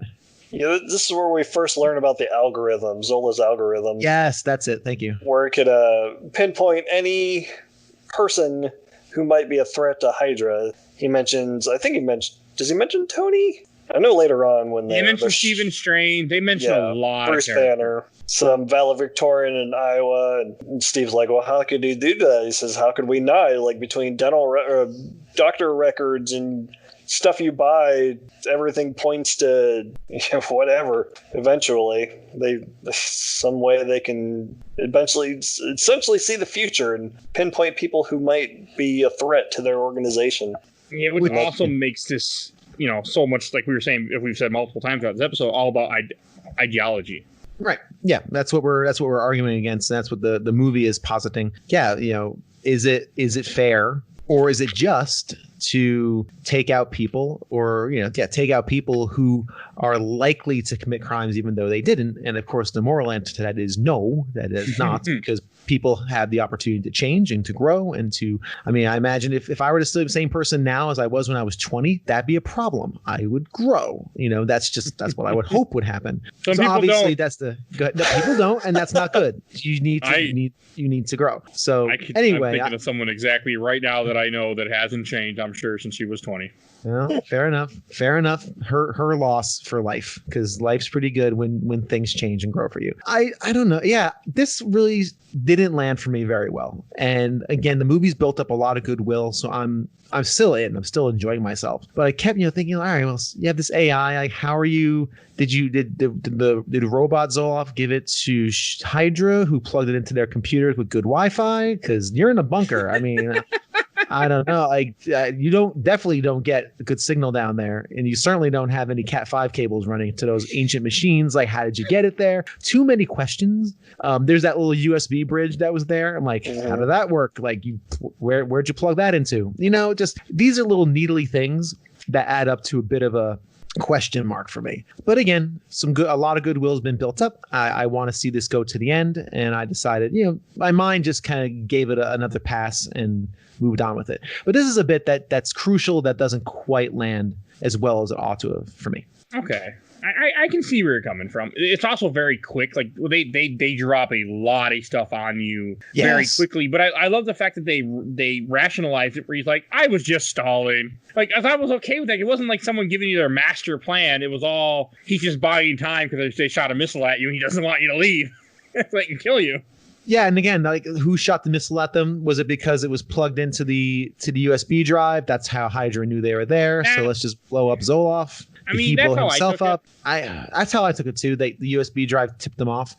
Because in my opinion, that's how it would work. Like, if you're plugging something in of that nature with this much information that they're trying to kill you for, they're going to know when you did it. They're not going to be like, what happened? They're just going to know. Or did Zoloff actually know? Well, I guess Zoloff wouldn't have fired off the missile. I don't think he would have had the ability to. No, I think the line is I think Pierce sent it. Okay. Is the way that it's kind of explained. But I do love everything about, like, I enjoyed this, plot drop on the listener and just the way they do it. I mean, I'm 100% on board. Yeah.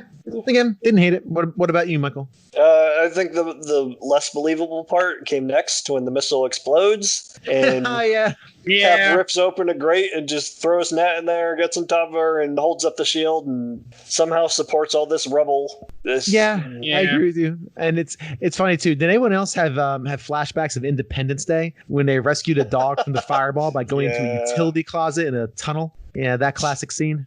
I know what you're talking about, unfortunately. So yeah, him falling 10 to 12 stories and landing on the shield, totally fine. Him holding up all this rubble on top of him with the shield, it starts to bend my disbelief. I totally agree with you, and it's funny because not only is it a bunch of rubble, he's 20 stories into the ground, which means 20 stories of earth and debris and rocks and cement have now toppled atop him. They wouldn't have been okay. No, he would not have been okay. Then he just throws it aside. Yep. He actually leaves his shield there too, because he's carrying Nat out, and it's not like on his back or anything like he's been throughout the movie. He just leaves his shield there. But he gets it back immediately after this. Yeah. He has it, so I didn't catch that. Maybe. Oh, is that a continuity thing? Maybe he just went back for it. He dropped her off of the truck and went back. It's just like in Hulk, where there's a part where he has the hat on, the hat's gone, the hat's back on, or something. I mean, yeah, that's a continuity issue. Oh, yeah, okay. That's interesting. Yeah, I didn't catch it, but then I was drinking 4 beers during this movie, so. Hey, look at you! You want to have my experience? See, we traded spaces. I didn't drink anything, so this is perfect.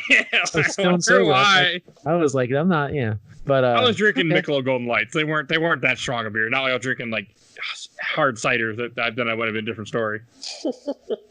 Anyway, so this is when you get to Redford's house or Pierce's house. But this is a good fucking scene. Like, this is a very good spy scene. He's coming there. He's drinking his milk and he's talking to somebody. You don't see who he's talking to right away, but then you do see it's the Winter Soldier. And I mean, at first you might think the Winter Soldier's there to kill him, and you realize very quickly the Winter Soldier works for Robert Redford's character. And I love that he's just sitting there. You have the maid like, okay, I gotta go, bye. And again, you get more plot dump. It's like, hey, you got to kill these 2 people. And I love when the maid walks back in. He's like, I wish you would have knocked. It is so, and he just shoots her a couple times. But it is such a powerful scene. And this is when 100% he is the villain of the movie. It's Bill already knew. Yeah, I think even at the top of this scene, you're supposed to think that. Yeah, Winter Soldier's there for him because he sees him and he just stares at him. It's just a quiet few seconds, and the maid's talking to him and he's talking back, and then it's like, "Hey, you want some milk?" It's like trying to be all buddy with this guy, and then like, "Yeah, we got 2 targets for you. You need to go kill him." It's like, holy crap! I remember it hit me when I first saw it in theaters. I did not see that coming. And he's so matter of fact about killing his housekeeper. That's pretty chilling. Again, shows us that this is no big deal. Like, he has no qualms about taking out whoever is in his way. So yeah, it's a good scene. It works. And this is also when you have okay. And then also because now Cap and Black Widow don't know where to go. They just got the freaking bunker got blown up, and assuming their car must be safe because they end up at Falcon's house in DC, which I don't know much about the East Coast, but DC and wherever they are in New Jersey, I'm assuming you're not close. Yeah, it depends on where they are. I don't know. I was actually looking up Camp Lehigh, which I think is the camp that it was there. The real one's in Virginia, but they said it was in Jersey. I mean, if you assume it's in South Jersey, they're probably 2 hours away. Yeah, there's probably a cutscene of them like holding out their hand and someone puts $1 in it and they're like, "Hey, I can do this to get to New York." I was thinking it, but I was trying not to go there. They actually just went there. They actually got in their car and they went like human beings, like capable people. Now, yeah, I mean, it takes you 4 hours to get from New York to DC. So you figure South Jersey's like 2 hours right in the middle, basically. So I figure maybe 2 hours. So it's not outlandish to get there. I mean, it's night when they're in the bunker, and then it's daytime when they get to the Falcon's house. So that tracks. Yeah, no, it made more sense than Hulk. I wasn't as questioning like I was. Still, that part. You know, they gotta stop for gas, maybe get a bagel for breakfast. You know, something good. I mean, it makes sense. You're in Jersey, might as well. Is Jersey famous for bagels or something? Yeah, I was just going to ask that too. Yeah. Jersey and New York. Yeah, bagels are. I not to get too off point. I am snobby about very few foodstuffs. I am very snobby about bagels. Extremely. If you ever see me with an Einstein's bagel, that's Captain America in disguise. Because there's no way you would see me with some mass-produced bagel in my hand. Damn it. So yes, that is a Jersey thing. Okay, we learned something new, Mike, that we didn't know. Okay. If you want a bagel, go to Jersey. That's it. I might go make a bagel right after this because I should eat something, but it won't be from Jersey. I promise you that. That's okay. It'll be. I'm not sure. It's Market Pantry, I think it is. But okay. So like I like the part when they're at Falcon's house and you have Widow and Cap talking. Like they again more character building and you keep. I think she makes comment how you saved my life a couple times or something. But you really see her being so much more open and so much more. You know, the walls aren't up, the guards aren't up. She's much more real and vulnerable, and she does such a good job acting with this. And I do love it when they're telling Falcon what they're gonna do, and he puts down his resume and he's like, "I want to join too," and I love that. So cool. Yeah. And he's like, "Well, my suit is in this base," and they're like, "Yeah, no problem." I mean, that's it. There's no actual scene. He just has it, but it works. Like they didn't need to do that scene to show and break in and get it. Or Natalie's like, "So what you guys use? Stealth shoots?" It's like, yeah, something like that, and throws on the picture. We don't see it. Cap's like, "I thought you said you're a pilot." He's like, "I never said anything about a plane." I never said I was a pilot. Yeah. Oh man, it's so cool. It's still good. Yeah, and it's also doing a great job. Again, there's a really great line when Cap and Black Widow are talking where, you know, she's upset because Hydra's been kind of pulling the strings the entire time. She's always wanted to do something good because she's done so much bad in her life, and she realizes inadvertently she's been working for the wrong team. And I like the line where she says, "Would you trust me with your life?" or something along those lines. And Cap says, "I would now." And which tells me so much about how they've grown as a pair and as a team, and how she's kind of proven herself to him. Very effective. And again, that's really the cement. And then of course, Sam offers the help and they head off to Fort Meade. Is that right? I don't remember. I wasn't paying enough attention. They go for the senator. They go to find Sitwell because they need. Oh no, yeah, they go and get the suit that you don't see, and then you see them trying to get Sitwell. This is when you have the senator shows up. What the guy's actor's name? Gary Shanley. Gary Shanley. There you go. Right. He's dead, right? Didn't he pass away at this point? Yeah. Okay. It was 2 years ago, I think. Something like that. I know he mentioned Iron Man 2, but that was a long time ago. Yeah, I mean, who knows? But yeah, it's they go off to the fort to find the senator, and that's that. You're right, and that's when Gary the senator's with Baldy. And of course, and that's when he gives the Hail Hydra signal. Yeah, that's a good scene. He whispers in his ear, "Hail Hydra." This is actually wonderful because that's when Sam calls from across the street and, "Hey, let's take a ride." And the next thing you see is Captain America and again Black Widow kind of holding him by the ledge. And there's they kick him off. It's so sudden and surprising. And then the next moment is Scarlett Johansson saying something like, yeah, how about Sharon or whatever her name is in Legal? You know, yeah. Oh, she's the one with the nose ring. He's like, "I'm not ready." Yeah, and then I'm not ready for that. Falcon comes up and grabs him. And that's such a great introduction to Falcon as well. Just very, very cool and cinematic. It's the first time you see him.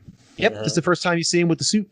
Yeah, and another scene that happens right around there that I have to mention is, "Well, you won't throw me off the roof." He's like, "You're right, I won't, but she will." And she just kicks him. Oh, that's right. She's the one who kicks him off because Cap's not going to do that. Yeah, I love that he knows. He's like, "You ain't going to do this. You're right." And then Baldy just starts blabbing, spilling all the beans, just babbling about all the bad things they do, and they get the dirt. For those that don't know, well, Sitwell is also in Avengers, and I think he's also in that little one of the stupid shorts we talked about. Like, I think he might be in S.H.I.E.L.D. too, but I don't remember because I don't watch S.H.I.E.L.D. But he's been around off and on throughout this. He's not around for much longer.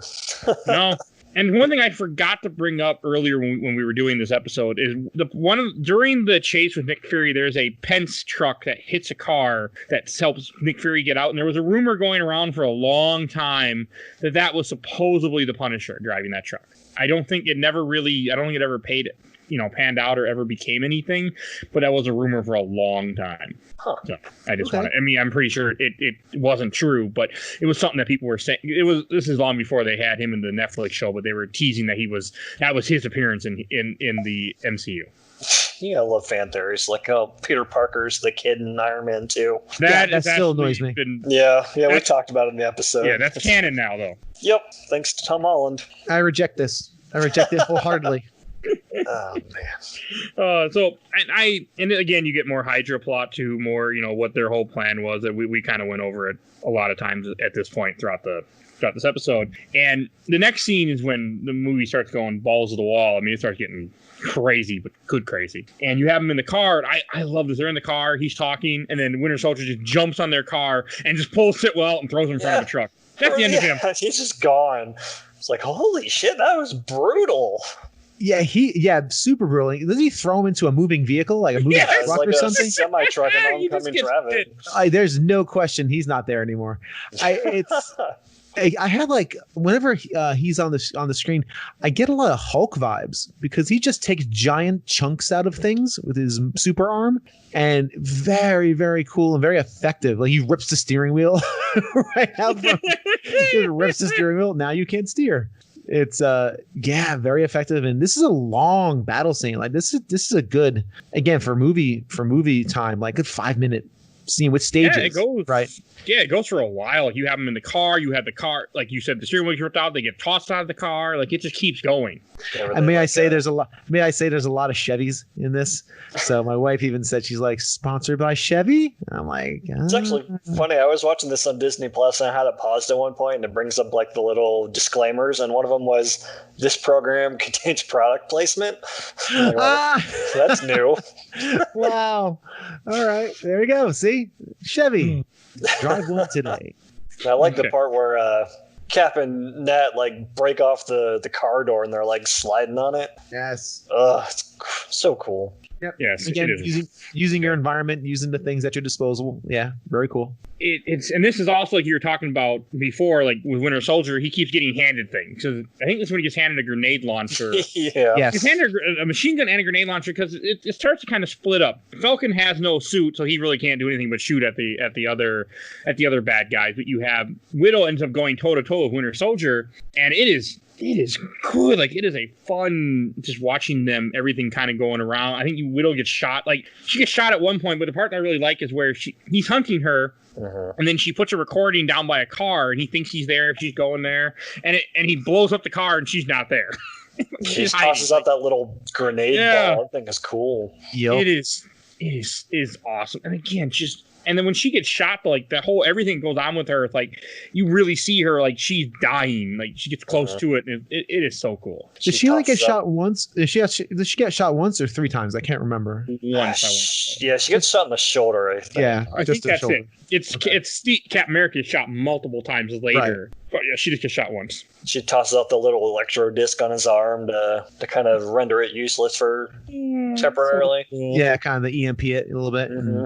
I really forgot how cool she is in this movie before we watched it for this past week. As a character whose hair changes in every movie, I think this is her best hairstyle in this Same. Oh, never noticed. I have.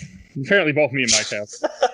I've commented on it before multiple times, not on this podcast, but in general, like her hair does change every single movie. It's curly the first time you see it, short hair in Avengers, long haired here, long again, but not curly. And it's more curly than this one, but less curly than Iron Man 2 and Civil War. I can't remember Age of Ultron because I forgot that movie exists. And then she's blonde in Infinity War. Cool. All right. Hey, listen, that's fine. You said multiple times you're a Scarlett Johansson fan. It's okay. I really am. Good. That's cool. I think she's fantastic as well. I just never noticed her hairstyles. Well, no. Oh, it's all right. Hey, listen. No, that's fine. Yeah, this is really great. The whole lengthy scene. Again, I'm not a big fan of him just walking around with the grenade launcher. Like, yeah, it's fine. It's I prefer it more when he's using his abilities as opposed to just firing military weapons. I also notice too that the agents, the bad guys, shield guys, and all the soldiers, they just fire just multiple rounds of bullets. They don't have any skills, evidently. Like no one's aiming and firing. They're just going like they're just mowing down. That's how they fire guns in Shield. They just hold the trigger and let the gun do the rest. That just kind of weirds me out. Just annoys me a bit. Like there's no like individual gunshots. Clearly, I'm the only one on that. Yeah, well, they're Hydra now, so they have less concern for other people. Well, also, I guess they don't care about rationing their ammunition. I guess this isn't like. Well, they had a lot. Yeah, I guess this isn't Resident Evil, So Or yeah, I know, you know. When he's utilizing the armaments, I'm not as into it, but it's definitely when he's hand to hand combat is very good. Oh yeah, the Cap and Winter Soldier fight happens at this point too. It's great. And like you said, this is all hand to hand fight. You see that knife just keeps switching hands as Bucky's trying to stab him. It is so fucking good. And when the mask comes off and he sees that it's Bucky, he's like, Bucky? So damn good. And it kills him. And what's really cool about that too, and I'm not sure, maybe it was just my brain playing tricks. It seemed like a lot of the moments in those fights, and early on too, it seemed like it was shot with like a higher frame rate. Because they get super smooth for maybe a couple seconds, and it goes back to a standard, 24 frames. And I wonder if that was intentional, because that way you can really see the action and really see the blows landing in a very quick and visceral way. There's one scene in particular, and I'm not going to describe it well, where I could swear to you, I thought like, oh wow, I think they shot that in again a higher frames per second or higher speed camera, because that looks different than the rest of the look of the film. So. Yeah. I didn't catch that, but then again, I'm not much of a movie buff like that. Like I don't know the difference. It just seemed like it. Again, I could be wrong, and someone can yell at me in their car for being wrong. You're more educated than both, I think, me and Mike are when it comes to that type of stuff. I definitely don't have an eye for that kind of stuff. Yeah, just seemed like a thing to me. I might have been saying it wrong, but yeah, it reminded me too a lot of the, again, it was early 2000s, like when the Bourne Identity, when the Paul Greengrass fight scene style was big. Obviously, this is 2014, so this is not a thing anymore. But that was a big deal where all the fight scenes were recorded with like handheld cameras, so it felt like you were actually there. But the big problem was you had no feel for the action. You didn't know where anyone was in relation to anybody else, where they were in space, so where they were in relation to like bookshelves and desks. So if you watch The Bourne Identity and the second one too, whatever the second one is, The Bourne Conspiracy. No, that's Supremacy. Supremacy. That's it. All the fights in there are shot with like handheld cameras, because that's Paul Greengrass's style. And again, it's very frenetic, but the camera's constantly shaking and moving. And you never notice it until I tell you to notice it, and then you'll notice it for the rest of your life. It just felt like that for like a couple seconds, and it was very good because again, it was a two shot of Winter Soldier just laying into Captain, him blocking, and again, it was very fast and visceral. You could see exactly what's happening. If it was slower, you probably wouldn't be able to tell the effect of the action. It's a very good scene though. It's good, just good. Again, lots of big physical action, and it takes a while too. It's a relatively long bout until we get the Bucky reveal, and it just breaks Captain America's brain.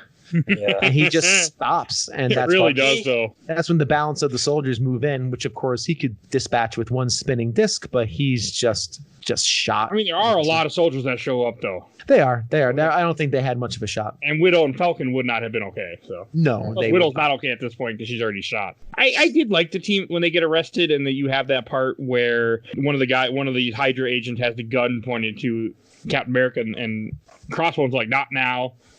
And I didn't catch this my first time around, but when they're in the truck and they're traveling, and after Maria Hill shows up and you realize that she's in the car with them when she rescues them, and then when they get under that tunnel and they stop the trucks and they get out, and Crossbone's like, okay, start digging 3 holes. It didn't occur to me back when I first saw this movie, or any other time I've seen this movie, they were going to kill them right then and there and bury them. Like, no question, they were, because that's one problem. Movies, a lot of times, movies will not like, oh, we're going to keep the character alive just because, so they can, ruin us and win the movie later. I mean, they had no plan to keep these guys alive. Like, we're done. Get rid of them right now, quietly, and bury them. So I like that. Yeah, that's pretty cool. Yeah, we didn't mention that Hill showed up when Nick was in the surgery after he had been shot earlier. Yeah, this is actually the second time we've seen her. She's a good character. All I can see is Robin. Yep, Robin Sparkles. That's all I see every time I see her. I like her a lot. Colby Saunders, I like her, but all I see. I will never not see that. So that's not her fault that she did 10 seasons of that show. Yeah. Oh, God. It's a good show until the ended. Yeah, it was till then. Oh, I got to get back on track here. Okay. And it's good though. Like I like the rescue, and I like when this is also when she brings him to the cave and you find out that Fury is still alive, and the doctor that grabs Scarlett Johansson, Black Widow, and that's one of the directors, one of the Russo brothers. Yes. I saw that on IMDb that it was Joe Russo. I'm like, oh, yeah, I totally missed that. Yep. I looked that up too. Just curious. Yeah, no, it's he's one of the Dr. Fine, as he's credited in the film. Yeah, that's neat. I like when directors kind of stick themselves in there. Yeah, I'm okay with it too, especially when it's minor roles like that where you're just in a very small part of the movie. And the explanation for Fury staying alive because they realized he's alive. Yay! Of course he is. I mean, I know he is because he's been in a bunch of other movies. But at the time, I'm sure I thought, wow, he's gonna be dead and comes back to life. He took some sort of toxin that slows his heart to 1 beat a minute, which I'm like, I don't think that would medically help. Like, I don't think your blood can just sit through your circulatory system for like 59 seconds and all of a sudden, boom. Good again. But again, comic book movie. It's fine. We got to keep him around. It's pretty great. And it's good to have him back. Okay. It didn't bother. Like, it worked for me. Like, I mean, again, I knew he wasn't going to die because I've seen, like you said, we've seen the other movies. I like that line, though, of they're trying to rush Black Widow to the operating. The guy's like, she's going to want to see him first. And they all kind of look at each other like, him who? And you see Fury sitting in the bed. Yeah, that's good. It's a very good scene. It still holds up very well. And then on the other side of on the villainous side of the hospital, we have Bucky getting repaired. That's when Pierce comes to visit him and wanting the report. And you can clearly see Bucky is shaken by seeing Cap. He knows him, but he doesn't know why he knows him. He's conflicted with all the stuff that's been done to him by Zoloft back in the 60s. I thought of you immediately during this part because when they're when they have him in there and because they're fixing his arm and they lock him down before they start electrocuting him, I went ugh, and I'm like, I thought of Bill immediately when they start electrocuting him, he starts screaming.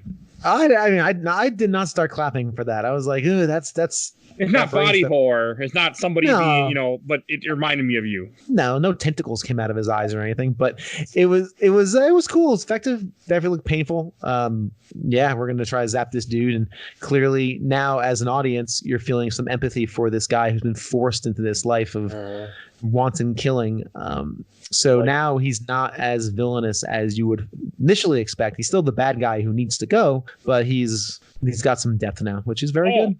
And Easter egg I just read that from earlier, but I want to bring it up before I forget again. That guy in the Apple store was apparently someone that appeared a lot on the Community show. Okay. That's why they brought him on for the Community. Okay. Never seen it. Oh, I was wrong. I see. Okay, so the thing I said about Arrested Development, I'm dumb. They did a few episodes of Arrested Development. They did a ton of Community. They wrote 34 episodes of Community. That's the one I was thinking of. So that's probably where they knew him. Okay, got it. All right, that makes sense. Cool. Okay. So, but yeah, that scene is interesting, and it, like you said, it does really show that he's human in a way, and it starts to that he's really not in control of what's happening. He's just a puppet for these people. I mean, they go way more in Civil War about this, but it's cool because it shows you that he's just not a bad person. He's just being manipulated and used, and it's out of his control. Like, they've clearly messed with his memory more than once because they hold out that mouth guard and he just goes through the motions like he knows what's coming. Yeah. Ugh, gross. I did not like that part at all. I mean, not a bad part. I just don't like stuff like that. I don't like body horror at all. So any type of that stuff, I can't do it. And this is also when you find they try to start to put together the plan to bring down these helicarriers. And when they show them, they have these little chips they got to insert into the helicarriers and all that. And they kind of, moving the plot along. But I really like the Bucky flashback when Cap can't stop thinking about Bucky, and it shows you the whole thing of where, his mother had passed and he was going home and Bucky got him the key. Like that. I mean, Steve Rogers, his face looked off in this one, like the hair, something was wrong. It didn't look like it should have, like it did in the first Captain America movie, and it bothered me, but it was a good scene. I didn't catch any uncanny valley. I actually looked for it, and I was like, okay, this is mini Cap. I did feel that there's one moment towards the end when Bucky kind of puts his hand on Captain America's shoulder, and you're looking at Bucky's face and his arm extended on Captain's shoulder, and how so much bigger he looked. Like he looked exaggeratingly big compared to Captain America's size. Again, it's really hard to get the height right, like consistent if you're doing those film tricks. So it's interesting. But other than that, it didn't work for me like it did in the first movie. But it's just a small scene, so yeah, that's fine. Part of it. And, surprise, surprise! You found issues with someone's face. I didn't. Yeah, I know. We all thought it. Well, I was waiting for you to say it, Michael. I didn't. I was going to let it go. I brought up the Hulk one. Okay, well, I thought you were going to swing at that pitch. All right. Well, good. I'm glad I did. And then this is also when you have Cap ends up going back to that World War II memorial and steals his uniform. This is when you get your obligated Stan Lee cameo. This is a better one, though. This one's funny. He goes in there, he's like, "Oh, I'm going to get fired." Yeah. The suit is missing. Good. Yeah, that's one of my favorite ones. I'm so getting fired. It's very good. It's good. It really was. Some are bad. So some of the early, I've forgotten, some of these early Stan Lee cameos are really bad. Yeah, at least he's not a creepy old man at a regional beauty pageant ogling, bikini babes. God, that sucked. Now I just had that stinks. This is good though. It's cute. It's cute little fun aside. He gets to say his line. It's just him. He's not surrounded by famous people. It's good. And then when one thing I didn't catch, like when you have Cap Falcon infiltrate the Shield headquarters, and you have the guy that opens the door for them is apparently another community alumni. I didn't recognize him, of course. I've never seen the show, but that's where he's from. Yeah, neither have I. That part. All right. Neat. So if you like Community, there's a couple of cameos you'll totally get. Yeah. Which, I mean, again, meant nothing to me, but yeah. Yeah. But I think so we're about to now have the final approach to finally take down the helicarriers. Did we talk about just what they need to do? Because we had that information dumped very before. briefly. I mentioned the chips. Okay, they got the chips. All right, then. Okay, I was spacing out again, probably looking up directors and cameos. They're to overwrite the targets that the helicarriers are supposed to lock onto. Perfect. Did he ever explain how he got them? Well, I guess he could, because he's got the failsafe because they kind of helped build them. So yeah, I guess so. It's just scary. Yeah, that's how they explain it. Okay, I'm happy with that. They don't really go into it, but I do like that part when they get into the building and he hijacks the radio and you have him give this whole speech. I like that a lot. That was awesome. I just like Captain America too. It's movie cliche, but I think in this instance it does work. He's the character too. Yes, it does. He would be that guy who does a heroic speech, letting everyone know, hey, this is the story. You can follow me or be against me. What side are you going to choose? Those kind of things sometimes scream to me as movie stuff, movie scripty things. But this time, like you said, it's earned. Captain America would do that, and it gives Falcon a great opportunity to go, Did you write that beforehand? Which again is like, that's a surrogate for the audience saying, for people like me who are thinking that, like, oh yeah, see, okay, so the writers are aware. They know that can be read as that. So cool. Thank you for validating my. But it was a joke that worked. I wasn't irritated with the joke. I laughed at the joke. I didn't laugh at the joke, back in 2012 and see the movie again. Oh, that's stupid. Like, it didn't have that effect.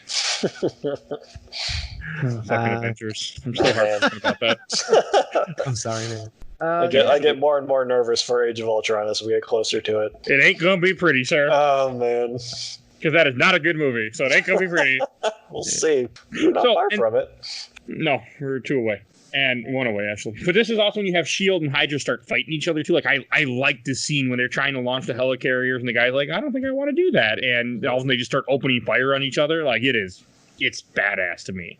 Yeah, that meek little computer guy. He's like, Crossbones is like, launch the Helicarriers. Like, I can't do that. Captain's orders. It's like, oh, man. Yeah. Like, people are loyal to Captain America, even in the face of certain death. Well, they're loyal to the ideal of S.H.I.E.L.D., and when they figure out that they're working for Hydra, they figure out what they're doing, the real purpose of it. They're standing again, like we've said, for this ideal, and they're against the suppression of people.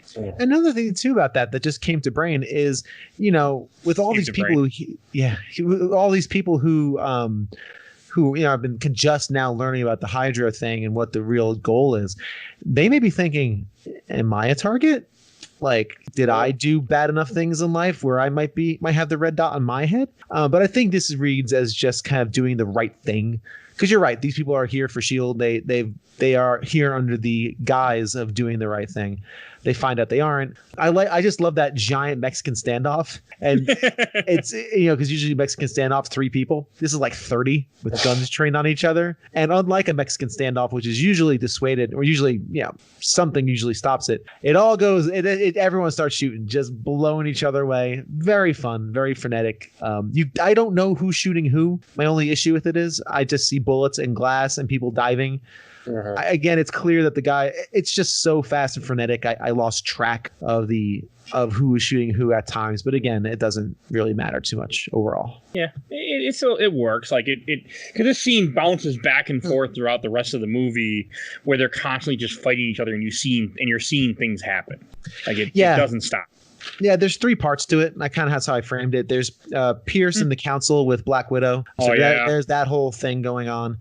And then you have, of course, Captain and Falcon taking down the helicarriers. Falcon gets one, then Captain gets the other. That's good. Get those out of the way. Those are disabled. No problem at all. And then Falcon ends up getting taken out by Winter Soldier, who then has to take out Captain. He rips off his wing. So good. That's just heartbreaking because now that character's done. Like, you're okay. Yeah, that's the end of his role in this movie. Almost the end of his role in this movie. Basically. Yeah, that's one other important thing. But yeah. So fucking good. Like, and everything's happening in this. Like, you have, as they're boarding, they're doing that thing. And then you had mentioned with like Black Widow and the council, like, you don't know she's disguised as one of the council people.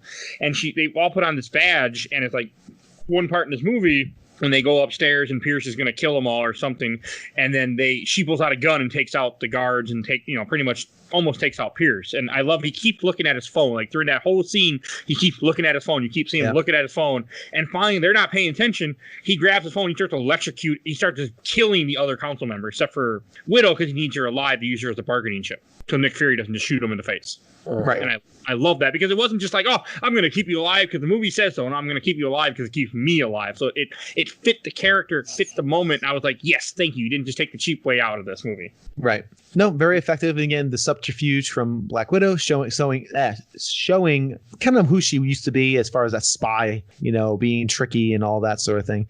It's very, very effective. That whole thing. And again, it's a lot of just kind of action.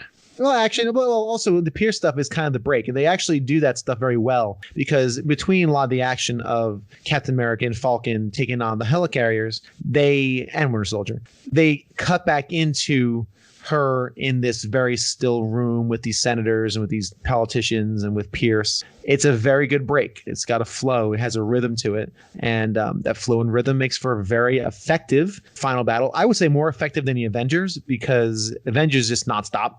The Avengers just doesn't stop. The only time it really stops is when, as we talked about, when Captain America goes into the library. As the only time that whole sequence stops. This definitely has more of a flow to it. And it's an important part because, again, you get a lot of that, Pierce's ideals, right? And you have the counter. So, again, what's great about this is you have your stakes are constantly ratcheting. They ratchet to the absolute nth degree, as we will see in a few minutes, because you have that countdown. If this thing takes off, it goes to 3,000 feet. It then can connect to the satellites. Satellites connect to it, and boom, away we go. So you have that running counter, which is always good for tension, and you have the tension of now Captain America and Bucky fighting, and you have Falcon is already kind of on his ass and almost out of the commission. So I think we just. Yeah. Any other thoughts about the big battles going on before we get to Bucky and Cap? One is they let every character do something. Black Widow, Falcon, Cap, they all get moments in this fight. Cap gets the most, but it is his movie. And one thing I do want to bring up is like there's a part when the way that Winter Soldier gets up to the helicarriers that Cap's at is there's a part you see these guys run out like we're Cap's only air support, and they all get murdered within 5 seconds of saying that line. Yes, I was like, oh, and then he jumped and he uses their air support to go up and fight Cap, and it was to me it was like, oh, that is kind of funny and terrible at the same time. Like I liked it. Bust out another grenade launcher. Hey, listen, you have an endless supply. You put in the cheat code. You have as many as you want. And that scene when Pierce does like kill the council, and like we I was bringing it up earlier, but like Black Widow, Nick Fury drops his gun because he doesn't want to kill Black Widow, and Black Widow electrocutes herself to disable the device ice on her by her heart. Like that was awesome. And then he's like, okay, he just knocks out Pierce or shoots Pierce, whatever he does, because the fear is no longer there anymore. Because Pierce is now, he took away his trump card. That was cool. Good shoot stuff. The hostage. If Speed taught us anything, it's to shoot the hostage. She takes herself out of the equation. That's right. That's right. That movie made me terrified of elevators for a long time. I still don't like elevators. Yeah, I don't blame you. I don't like to get into them. Or buses. Buses. I'm okay with buses. Yeah. The chance of a bus doing that is less likely to me in my world than an elevator, even though that's just in my brain. But okay. And like when you have Falcon versus fighting Crossbones or Rock Grumble, whatever the hell fuck his name is in this movie, I mean, it's okay. Like I like it that they give Falcon a fight and then you have like the building being tore down after the helicarriers were dropping. Like that was awesome when you see him running to get out of the building. Yeah, it's cool. Fucking awesome. He's like, I'm on the 41st floor, and the helicopter's not where it is. And then he's like, I'm on the 40. I said the 41st. He's like, they don't got numbers on the outside of the building. It's stupid. That is probably the stupidest part of the movie, though, in my opinion. That scene. He jumps out of the window, fine, and then Nick Fury turns the helicopter 90 degrees to catch him in the little door. If he jumped into the blades, it wouldn't have been very well. It wouldn't have worked out very good. But I mean, it's still stupid. Like you don't do that. Like you can't do that so quickly. Just like a child with a toy in his hand, turning it sideways. That one I was like, I am not with you, movie. You pushed my limits. You pushed them. I got you. Captain America can take down an entire vert with his shield in his hands. Fine. All right. The guy jumped in helicopter. Yeah, Nick Fury can survive with 1 beat a minute in his bloodstream. Fine. You cannot tell me someone can tilt a helicopter on its side and catch someone. That's nonsense. And him just be fine. Like, oh, that was great. Good. Thanks, guys, for grabbing me. That's still more believable than Crossbones surviving that cave-in. Yeah, yes. Crossbones, yeah, again, that was because, again, my wife was like, oh, thank God he's dead. Oh, thank God. And then find out in 10 minutes, nope, he's fine. What? Yeah. She was like, she was miffed by that. Looks like a freaking plate of smoked brisket, but yeah, he's fine apparently. And they don't do anything with him. Like he gets crushed and then he gets burnt. You see, there's a scene where you see him in the hospital later on, where they, he's saying that showing that he survived, but they really don't.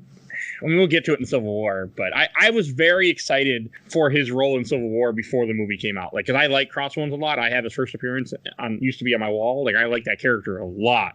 I was really bummed what they did with him. I don't even remember him. Captain America and the Avengers? Because he's one of the bosses? Yeah, yes it is. A level 5. Again, everything I like of Marvel can be traced to that one game. I might play that today. It's been a while. Never played it. Long. But anyway, not to kind of blow past the Bucky and Cap fight. Yeah, we haven't talked about that. No, that's fine. But that's the big culmination of all this, right? So everything's cool until obviously we're on the third ship and we have the final confrontation between Bucky and Cap. What do you guys think of this fight? I was a big fan of it.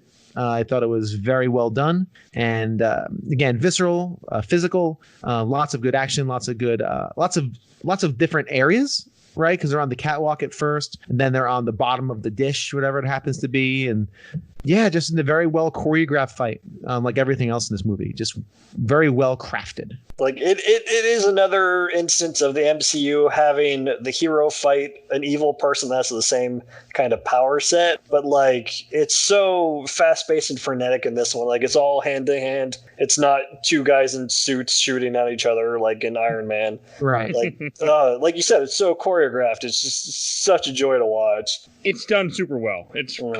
I had no problem with it. I enjoyed it. It entertained me.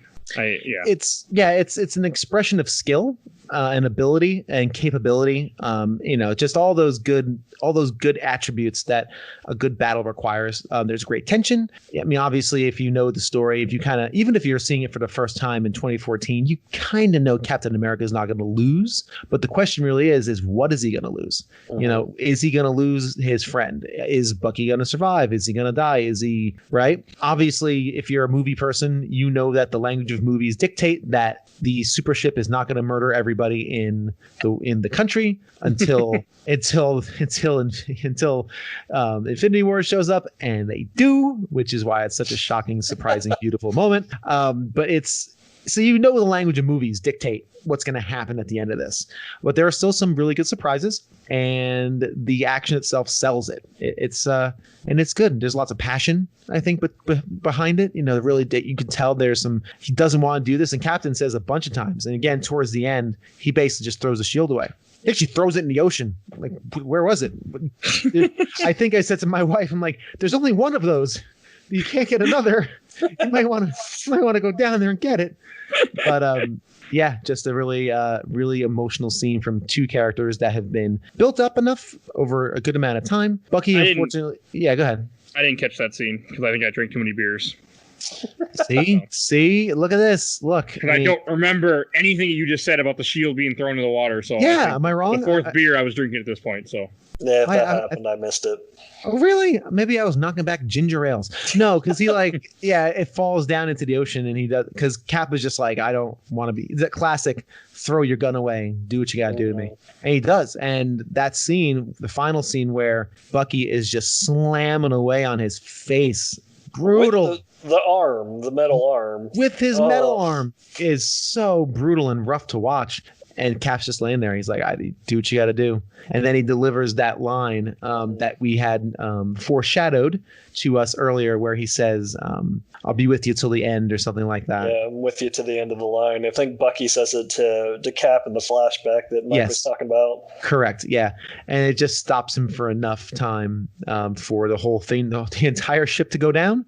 But because also, again, go ahead. Like during that fight, Captain America gets shot up pretty bad when he's trying to deactivate the Helicarrier. Yeah, like in the abdomen. Yeah, it's cool to see. He got shot 3 times. It was like 2 in the gut and 1 in the shoulder or something like that. I like how real this movie tries to make things in a way, even with unreal characters. Like it tries to really bring in that gravity and show you, like, yes, things are, there are stakes. And they're vulnerable, right? Because you watch a comic book movie and you have Captain America just, again, leaping over a starship and ripping out its rotors and whatnot. And they are superheroes, right? So they're larger than life, but there's also life there. They're vulnerable. They can be harmed. It's not a Superman scenario. They can be harmed. They can get shot. We forget that Captain America is not in a super suit. He's just a dude in a goofy looking costume, with a really great shield and an amazing skill set of physical abilities. And when he gets shot, it's like, oh boy, he's a real person. Dang. So it's very, very effective on all levels. And I do like the way when he does finally get the last ship in the carrier, right when the timer hits 0, and they're just about to start. They acquired like 300,000 targets or something ridiculous like that. And that is such a cool scene. They just shut it down just in time, movie like. And as we were talking about, like, this is when the thing starts blowing up because all the Helicarriers are shooting each other. Right, because they're the only 3 targets, so they're gonna start shooting each other. I was gonna mention I really love how that, again, stakes, right? Not only now do you have the timer's up. Like, you think as a film person, oh shoot, the time's actually up.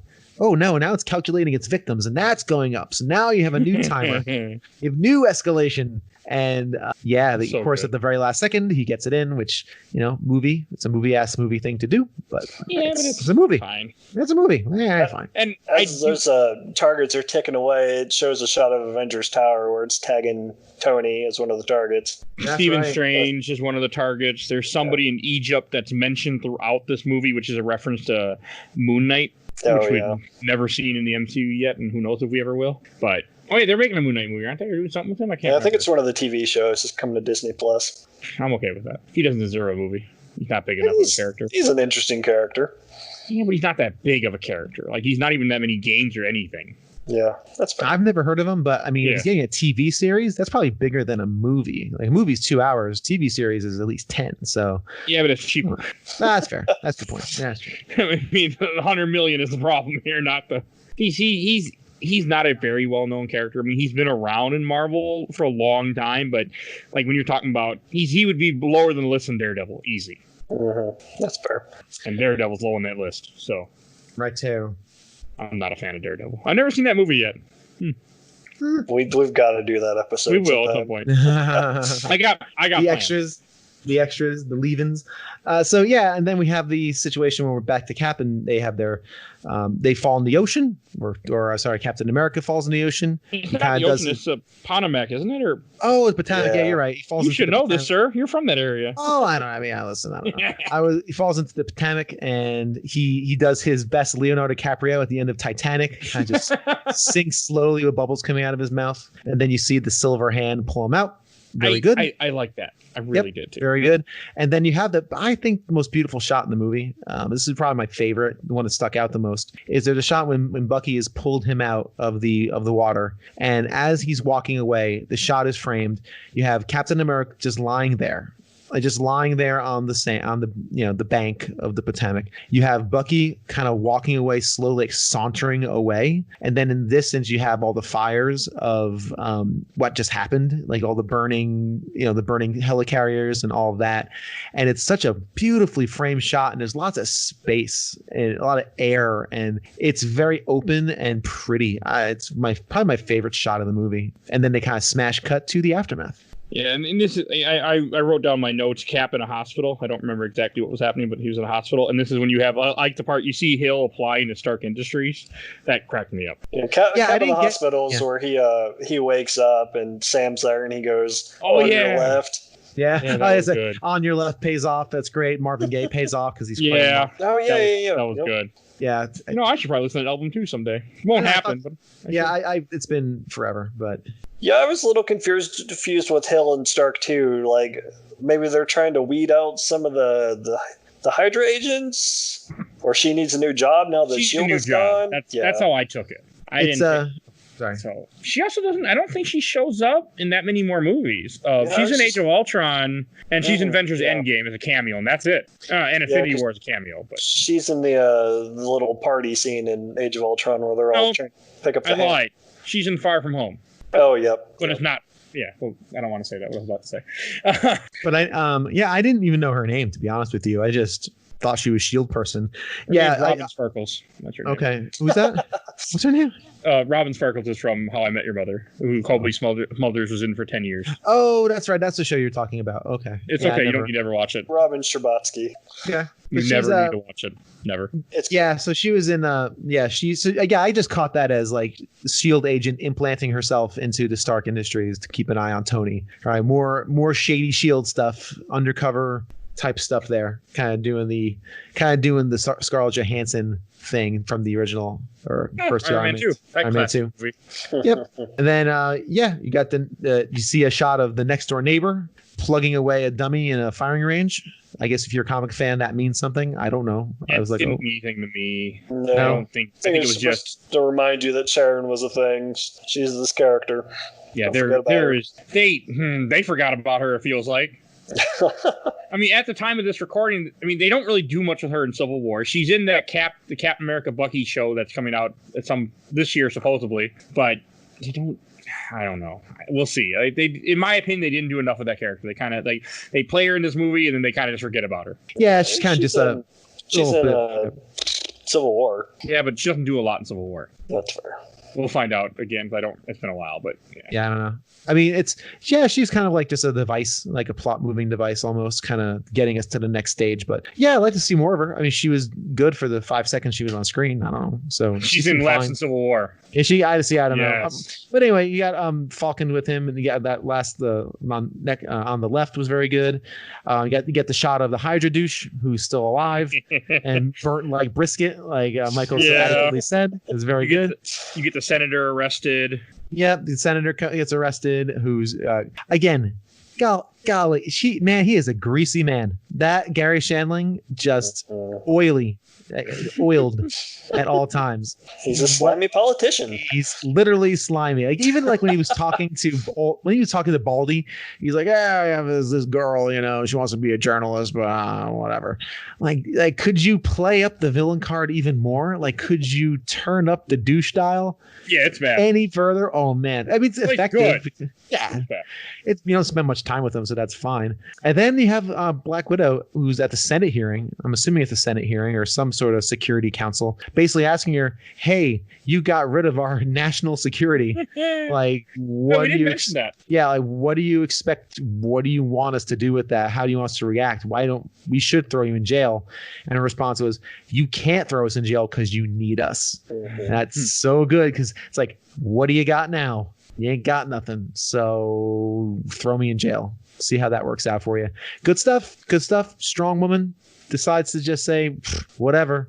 Yeah, this villainous thing that you tried to do to surveil everyone in the country / the world, and then take out people you just decide based on some goofy Swiss guy's algorithm, ain't gonna do it. So you need us. Very effective. It was really good. Again, everything with her character is so good in this movie, as I've said too many times. But that could be our new drinking game for this episode. That could be. Start from the beginning. You have a quick scene with Fury burning a bunch of items that he had in some like hidden bunker thing. And I didn't catch this, but since I had an Easter egg thing pulled up, when he's at the gravestone, apparently the Bible verse that's on the gravestone, Ezekiel 25:17, is a reference to him in Pulp Fiction. Pulp Fiction, yeah. So did he say that or something? Oh my God, you kidding me? I've seen Pulp Fiction probably 30 times in my life. Oh, so he must have said the path of the righteous man or something? That's the line. The path of the righteous man is beset on all sides by the inequities and tyrannies of evil men. And blah, blah, blah, blah, blah. I haven't seen the movie in a long time. I've seen it probably 30, 40 times. Wow. Anyway, that's interesting. I did not notice that. That's fun. That's a good, I didn't either. That's a great Easter egg. Screen Rant did. Good. Well, that's what they're there for, Screen Rant. Thank you. And then, so when he was burning stuff, though, I kind of just took that he was just eradicating the rest of S.H.I.E.L.D. Like, these are the remnants. I think it's his personal stuff that was like he was kind of changing his identity and kind of stepping away from anything that could track him in a sense, because he disappears for a while until Civil War. He shows up again, but the idea that he's on the run now and doing his own thing because S.H.I.E.L.D. is gone. Like even in the S.H.I.E.L.D. show, like the whole show completely changes when this happens in season 1, and then they bring back S.H.I.E.L.D. Spoiler alert, of course, in the show, but in the movie they never really reference it again. Yeah, I mean, I guess it's only 2 movies from now. We see him in Age of Ultron. Yeah, because he's not in Guardians, of course, but he's in Age of Ultron. And then he's in Civil War, I'm assuming, and he kind of disappears a little bit. Yeah. So then we end up at the cemetery, right? And Fury, he lets everyone know this is kind of like the final breakup. Fury lets everyone know he's off to Europe. Have a nice vacation. He's faking his own death because again they're standing by his gravestone because everyone still assumes he's dead because again he was saved in the bunker, the S.H.I.E.L.D. bunker. Nobody's going with him. They're like, later, Gator. We're not hanging with you anymore. He's fine with that. It fit just fine. Yeah, Black Widow and Cap have another final moment. She's gonna go and kind of find herself again, kind of restart again. And yes, I lied. He's in Age of Ultron, and he doesn't show up again till Avengers: Infinity War. Okay. Well, yeah, I figured that's a while. Damn. It is a while. That's a while. No, that's fine. She gets him. She gives him the file on Bucky, which is pretty cool. So he can kind of she tells him to call Sharon, which is very sweet. Again, finally paying off that final the running gag they've had. And then him and Falcon are like, let's go get him. Got to go get that Winter Soldier. Yeah, and he also gets the documents, which play a big part in the Civil War when he gets the documents about what Bucky's been up to. Yeah, like, oh man, I can't wait to watch that. I forgot that he gets the documents, but in Civil War, that little scene does pay off in a way. Right, cool. Or maybe not paid off the right word, but it has effect. And then bam, which movie has the stinger of them with Winter Soldier? So, Age of Ultron? I don't remember. It might be Ultron. I don't remember. Oh, are you talking about Winter Soldier where he's in the... Well, they got like his arm in a vice or something? Oh, I know what you're talking about. I think that's Ultron. Or, yeah. We'll find out. We'll find out real soon. Yeah, we'll get there. This is one of the next 3 movies, I can tell you that much. Yeah. I want to say it's Ant-Man for some reason. It might be. I have seen Ant-Man twice in my life, and I don't remember him. So I saw Ant-Man once. I don't remember the end credits.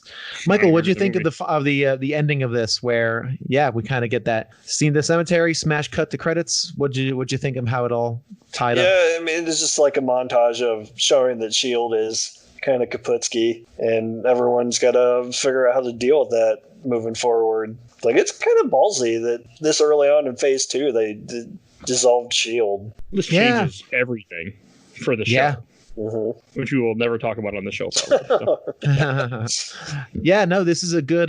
This is an excellent end to an excellent movie, and we are, kind of thinking Hydra's done until the mid-credit scene, which. You also get the title card finally. Yes, we never got the title card until the very end. Yes. I like that. I kind of, that's what I mean. It's kind of become a running joke too, like many others in this set of episodes. But I never noticed how they really do keep they hold those title cards sometimes for a while. Yeah, so it's kind of cool to see. I do like him at the end. The movie you know what movie you're seeing. You bought the ticket. You saw the sign as you walked into the theater and the poster. Right? Yeah, you know what it is. It's for me, if a title screen's the beginning, it's like this is what you're watching. At the end, it's you just watched this. Like this is what you experienced, and I like that. I like that kind of final capstone of this is what you just experienced. I like that. But anyway. But Michael, what did you think of how it's kind of just wraps up? I hate Disney Plus because it doesn't show you what you're fast forwarding to. So when there are these mid-credit scenes, I don't get to see them because I just jump to the end. You can't fast forward with Disney Plus. Yeah, you can't. You can jump 10 seconds, but it doesn't show you what you're jumping to. It doesn't have like the little thumbnail. No. So I just assume there isn't a mid-credits, and I just jump to the end instead of waiting through 10 minutes of credits. So I missed this scene of seeing Quicksilver and Scarlet Witch and whatnot. I got so excited when I saw the scene with Strucker, and it shows the staff, and then he talks about the miracles. Fucking Fox, and because they can't say mutants. Because for those that don't know, Quicksilver and Scarlet Witch are mutants. They are not miracles. They are mutants. Right? Yeah, because they're kind of X-Men-y characters. They are X-Men. Yeah. They're literally X-Men at different points. But did they ever use the character names then? They call them Quicksilver and Scarlet Witch, I think. And they show up in Ultron, right?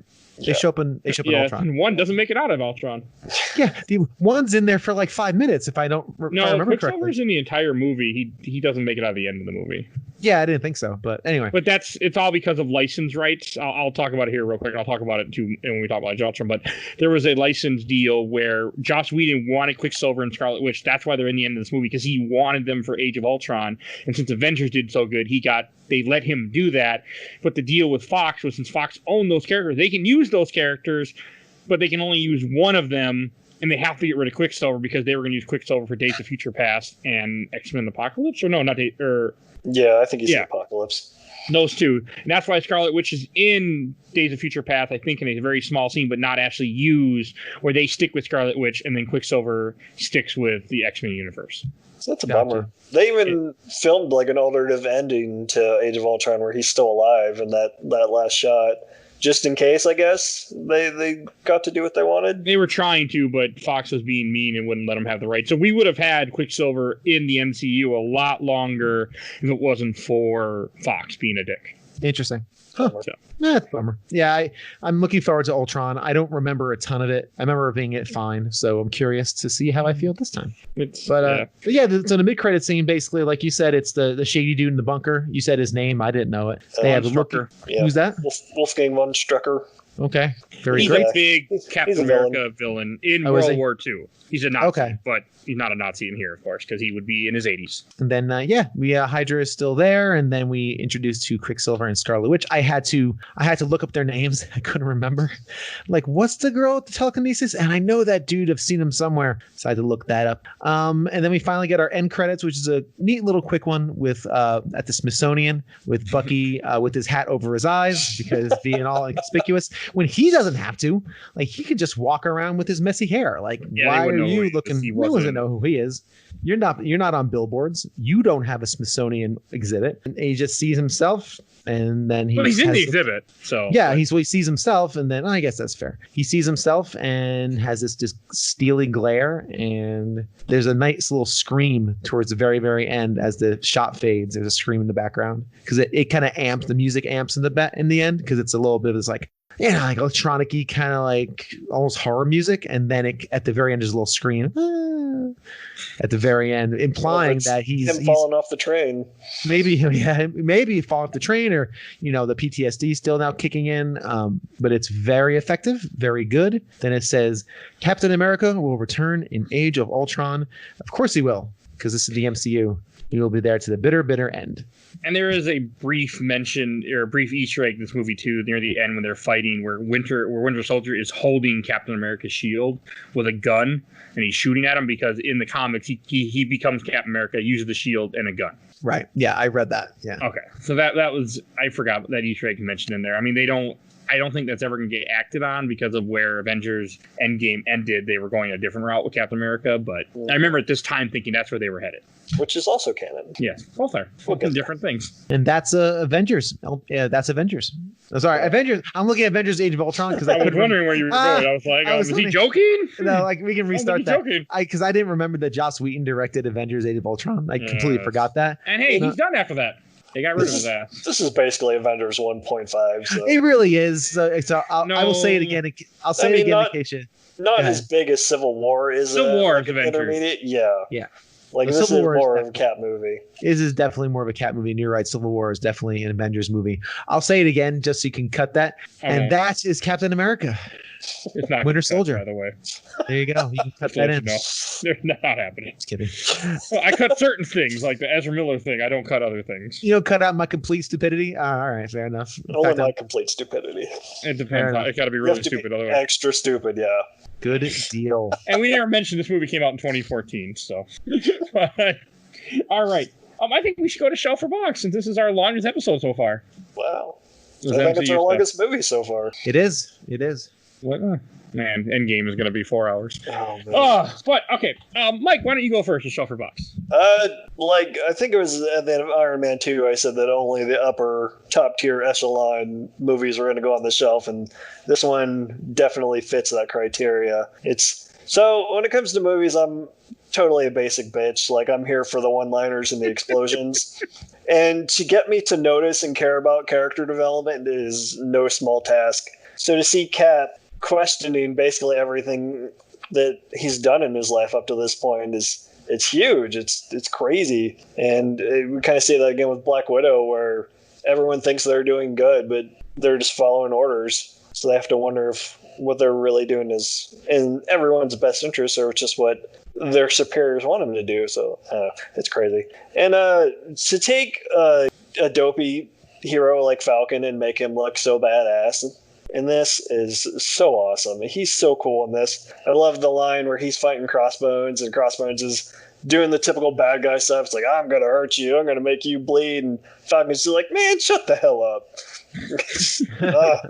I love it. I love everything about this movie. Like, usually I have some kind of nitpick, and other than Cap losing his shield after the bunker explosion or him holding up the debris, like, I don't have anything. This movie rocks. It rules in every way, and I'm probably going to watch it again here soon. Okay. Before or after you watch Iron Man 3 again? Never. Definitely before, because that's never going to happen. Yeah. How about you, Bill? Oh yeah, I mean this is an obvious shelf. It's it's funny. I'm glad I saw this for the first time. Just to talk about things that pay off and just capping off that joke. It's a very interesting movie. It's got lots of highs. It's got lots of lows. The pacing is beautiful. It's very well written. The choreography is exceptional. You can really tell that this movie launched the Russo brothers to be the premier directors of the MCU. They're the big boys. They do all the biggies. Again, Civil War and Endgame and Infinity War. And you can tell because they handle action well, they handle pacing well, they can handle lots of different characters on the screen doing different things with different tasks, and no one gets lost. This is just it's a great movie, and it's interesting because I didn't get any euphoric. I shouldn't say that. I had some euphoric joys with this, but everything was such an even keel of good. Like, this is good and solid and strong. So I'm a big fan. I'm glad I saw it. Thank you for having me on the show to see this, and I feel like we're going to have almost nothing but bangers from here on out, except for maybe a couple that some people in this group may or may not like, but we will get there. Yeah, we're going to have some hot takes for at least a couple episodes. There'll be some hot takes, but I think for the most part, this will be a journey of joy. There's Yeah. 3 I'm not looking forward to. We're definitely past the low point in the MCU. For sure. I mean, like, consistently not great. And I was talking to my wife about this earlier, just before we get to Shelfer Box with you, Mike, because I think I know, what it's gonna be. Yeah, there's really no bad movies in the MCU. Like they're all watchable, right? They're all at least consumable without disgust or disdain. As much as I don't like Hulk and I thought it was a poor movie, it's not a terrifyingly bad movie. They're all at least competent on some level. So when we say bad, we mean compared to everything else. But this is not bad. This is very, very good, and I'm glad I saw it again. Sort of. Except Iron Man 3. Yeah, Iron Man 3 is just that's more frustrating than anything else. That's more just, what are you doing? I actually, if I remember correctly, I didn't mind that movie the second time. You did not. For this episode. I think you were the only biased opinion. You're the guy who didn't mind the fact that the big bad villain was actually a strange, deranged, drug-addled actor that just happened to be there. To which I railed on for probably 10 minutes on. But which is funny because like you don't have that comic book prior knowledge and you still hated it. That's the thing. I don't care. Make it whatever you want. What do I care? But I could see how someone would be very offended by that if they're into the comics. I can like empathize with that and be like, oh, dude, yeah. That'd be like if someone did a Portal movie and GLaDOS turned into like Princess Peach or something, or became like a calculator. It's like, what are you doing? Stop it. Anyway. Okay, this is getting close to 3 hours. Mr. Mike, what do you got for Shelf Talk? All right. This is definitely going on the shelf. It would have went on the shelf before I watched it. It's still amazing. I was tossed between which one I enjoy more, First Avenger or this one. I still think this one I enjoy more, but I was kind of not. I was in a better mood when we watched First Avenger, but 2020's been beating me down. So I had to put part of that. But no, everything about Winter Soldier is so good. It holds up. It's entertaining. It's still a very good movie, even if you know where everything is going, you know what the storyline is, and it's going on the shelf. And I'm so glad I got to rewatch this. And yeah, so shelf. All right. That's about what I expected. Awesome. Good stuff. And I think I'll introduce what we're talking about next episode. We're going to be digging into one that I wasn't, when it first came out, I had no excitement for. And then I was very surprised, and I'm hoping to be surprised again. We're going to be talking about the first Guardians of the Galaxy. Like, they definitely were smart in waiting until MCU started building momentum before they introduced that. Because, like, I don't think anyone had heard of him beforehand. Oh, one joke thing that I mentioned before, but I'm going to bring up again. Ant-Man was supposed to be in Phase 1, but never happened. Because they fired the director. Poor Edgar Wright. He went on to do Baby Driver, though. Yes, he did, which is a joy. That was my favorite movie for the longest time. I rewatched that movie after somebody had mentioned it. Still fucking amazing. Yep. I'm almost afraid to rewatch Scott Pilgrim because I'm kind of like Mike when it came to Avengers. I remember adoring it when it came out, and now I'm afraid I won't like it as much, and I don't want that memory to leave me. So I'm interested. I might want to watch that. I rewatched it, and I still loved it. I still laughed. That movie is just, it's so great. Yep. Look forward to that future episode. I'm sure it's going to happen. Yeah, it is. I just don't know when, but it's coming. So, yeah, I think that about wraps up this episode because I have to edit this eventually. So, 3 hours. Well, the rough audio is 2 hours and 47 minutes we're at, but the edited version will not be 2 hours at this point. So I also want to give a quick shout out to our awesome intro and outro, courtesy of Balby, aka Mike Stoney from CP Bite the Bullet. If you like this episode, we got a ton of other MCU episodes you check out. Check those out. We have Iron Man. I mean, they're all kind of sorted in the rest of all the crap that we do. But if you search "Gave My Mom Found MCU," I'm sure Google will bring you right to it somehow, just fine. If you don't want to scroll through the over 100 episodes, well over 100 episodes at this point when you're listening to this. So definitely check those out. We also cover games each week. We cover lots of random underrated games for some reason because I don't know why. But we do. And we do comics multiple comic episodes every month. So definitely check out the other episodes. There's tons of content for you to listen to. I want to thank Bill and Mike for enjoying a good movie with me for a change. Yeah. The last 2 episodes was forgettable and crap. So yeah, basically. So before that was also crap somehow, and it shouldn't have been. But about the time this comes out, both of us will be on different game episodes. That's right. Around the time. So look forward to that. Indeed. I don't know exactly when this is getting released, but I'm pretty sure it'll be after November. Yeah. After November, the 5th of November. Or remember the 5th of November. I was just watching that before we did this recording, so it's in my head a little bit. the first part of it. All right. I think anything else I want to say? Oh, follow us on Facebook, Instagram, and Twitter, where I'm constantly posting images of upcoming episodes that we're doing, and whatever, when we drop all these new episodes that we constantly keep doing. So, and one thing I should be saying every episode: tell a friend, let someone know that you enjoy games my mom found, because that's a way that we're going to grow, and then we'll do more stuff. Because the more people listen, the more I'll be energized to do things, and eventually the podcast will pay for itself, maybe someday. Yay. So let people know you enjoy us. All right, we will see everyone next time. Bye. See you later.